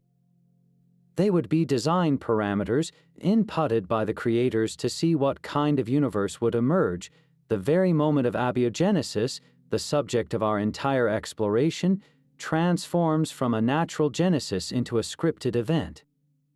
The first self-replicating molecule, LUCA, the rise of complex cells, all of it could be viewed as a predetermined narrative, a guided process to see how life evolves under a specific set of rules, or perhaps simply for entertainment or academic study. While this idea seems firmly in the domain of metaphysics, some thinkers have looked for potential glitches in the matrix, empirical evidence that might hint at a simulated reality. These are not proof, but fascinating curiosities. Some point to the quantum world, where phenomena like the observer effect, where particles seem to behave differently when measured, could be interpreted as a cosmic optimization strategy. A simulation wouldn't need to render every single particle in perfect detail at all times. It could save processing power by only calculating the precise properties of a system when something is actively looking at it, much like a video game only renders the graphics on your screen, not the entire game world at once. Others note the speed of light as a potential universal processing limit, a maximum clock speed for the cosmic computer. Even the fact that our universe appears to be made of discrete, quantized units of energy and space, rather than being perfectly continuous, fits nicely with the digital nature of a simulation. However, for every intriguing parallel, there are formidable counterarguments. The most common retort is that the simulation hypothesis is fundamentally unfalsifiable. It makes no testable predictions that could prove it wrong, which places it outside the bounds of conventional science. Any glitch we find could simply be explained as a new, strange law of physics, not evidence of a simulation. Furthermore, the computational requirements to simulate every single particle and force in a universe of this scale, down to the quantum level, are mind-boggling, perhaps physically impossible even for a super-advanced civilization. And perhaps the most poignant objection is the ethical one. Would a morally conscious civilization really create untold billions of simulated beings capable of experiencing genuine suffering, joy, and love, only to potentially delete them when the experiment is over? Ultimately, whether one finds the simulation hypothesis compelling or outlandish, its true value may lie not in its literal truth, but in its power as a modern cosmological myth. It serves as a powerful mirror, forcing us to question the nature of consciousness, reality, and our place within it. It is the latest incarnation of an ancient human question: are we the products of a creator? For most of history, the answer was divine. With the scientific revolution, the answer became impersonal natural law. The simulation hypothesis offers a strange, technological synthesis of the two: a creator that is not a god, but a programmer, and a creation that is not a miracle, but a model. It brings our epic journey, from quantum tunnels and comet ponds to the dawn of the first cell, to a dizzying conclusion. Every theory we've explored, every possible pathway for life's beginning, remains valid within the framework of the simulation. They are simply the in-universe rules by which the program operates. The mystery of the first organism is as deep and meaningful as ever, but its origin story now has two levels: the chemical story we are piecing together on Earth, and the meta-story of why such a universe was instantiated in the first place. It leaves us not with a definitive answer, but with the ultimate question, a final testament to the unquenchable human drive to look beyond the horizon of the known and ask, what if? Having explored these 30 distinct and often dazzling theories, it would be tempting to see them as a list of competing options, a grand scientific debate where only one can ultimately be crowned the winner. But stepping back to look at the entire mosaic reveals a far more intriguing and powerful possibility. Rather than being mutually exclusive rivals, these ideas are more like individual threads, each one strong on its own, but when woven together, they form a tapestry of breathtaking coherence. The true story of life's origin likely wasn't a single, simple event in one unique location, but a sprawling, planetary-scale process where many different environments and mechanisms conspired, each contributing a crucial piece to the final, magnificent puzzle. Imagine a single carbon atom, forged in the heart of a dying star billions of years before our solar system even existed. This atom finds itself incorporated into a complex organic molecule on the surface of an interstellar dust grain within a vast, dark molecular cloud, a product of the cosmic ice theory. A passing shockwave from a nearby supernova compresses the cloud, triggering the formation of our sun, and this icy grain is swept up into the construction of a comet in the outer solar system. For eons, it rests in the deep freeze of the Oort cloud until a gravitational nudge sends it falling sunward. During the late heavy bombardment, this comet screams into the early Earth, splashing down into a newly formed impact crater. The heat of the impact melts the ice, releasing its precious cargo of amino acids and nucleobases into a warm, sheltered comet pond. Here, the theory of directed panspermia isn't necessary, but the delivery of its core ingredients certainly is. Now, in this nutrient-rich pond, other processes take over. The water, enriched by the comet's delivery and perhaps by continued atmospheric synthesis from solar UV light, is a veritable primordial soup. But it's not a dilute, stagnant broth. tides or seasonal evaporation create wet-dry cycles, concentrating the organic molecules on the shores, and these shores are not barren, they are lined with catalytic clay minerals.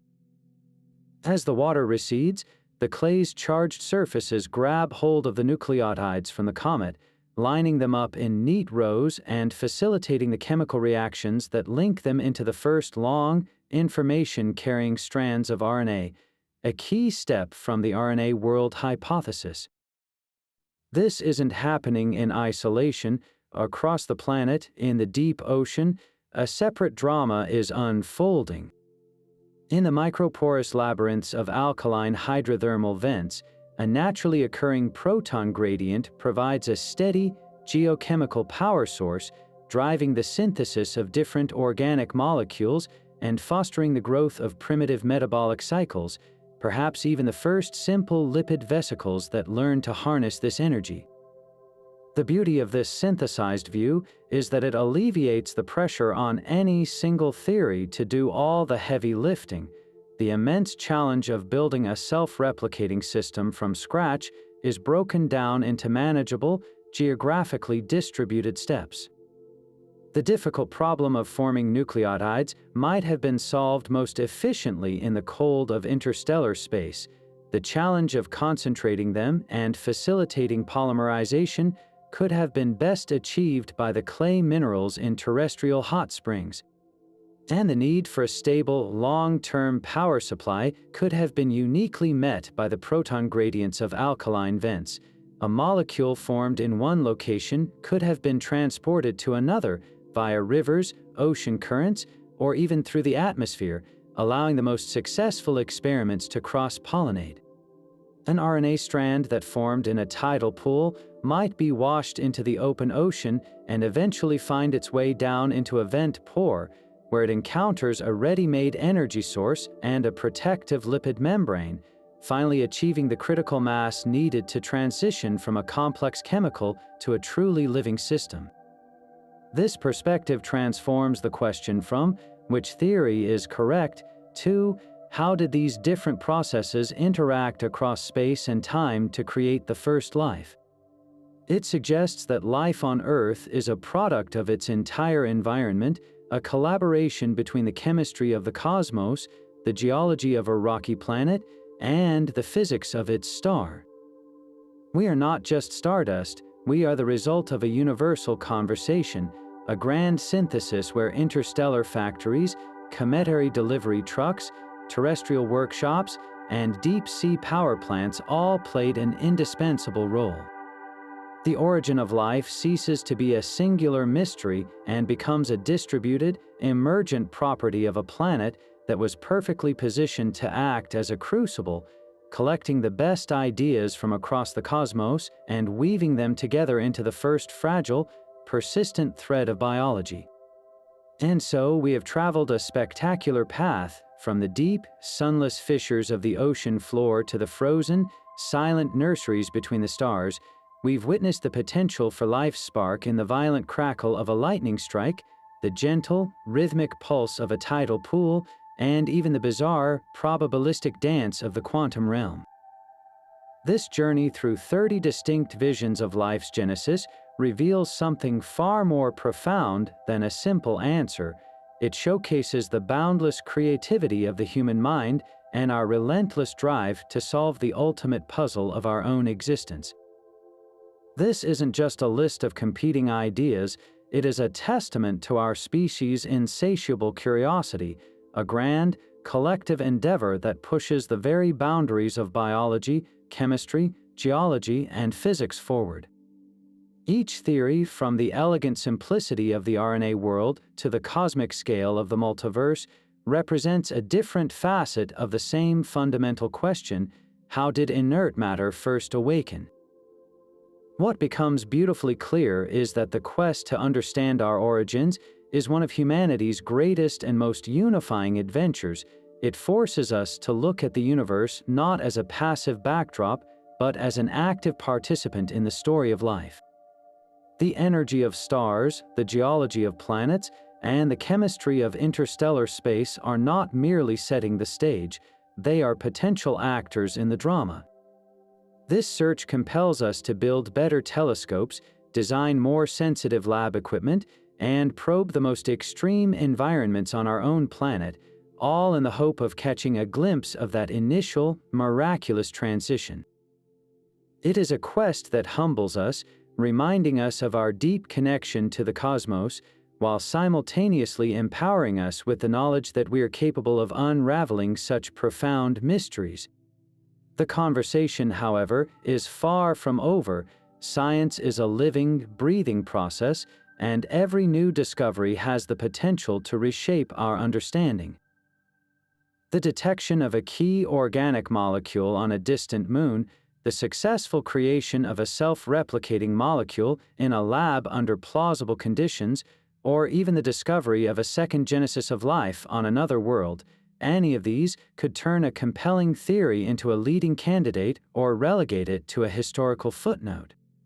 This is the thrilling nature of the scientific endeavor. It is never static, always evolving, and forever inviting us to look closer, to question deeper, and to wonder more boldly. Now, we turn the question over to you. After this incredible journey through cosmic ice and hydrothermal cities, which of these theories captures your imagination? Does the protected, energy-rich cradle of the alkaline vent feel like the most plausible home for our earliest ancestor, or does the elegant simplicity of a self-replicating RNA molecule in a warm little pond resonate more deeply? Perhaps you're drawn to the grand, cosmic vision of Panspermia, or even the mind-bending possibilities of a simulated reality. The discussion doesn't end here, it continues with you. Share your thoughts, your favorite theory, or even your own original ideas in the comments below. Let's keep this grand conversation going, and if you're eager to continue exploring the universe's greatest mysteries with us, don't forget to subscribe for more deep dives into the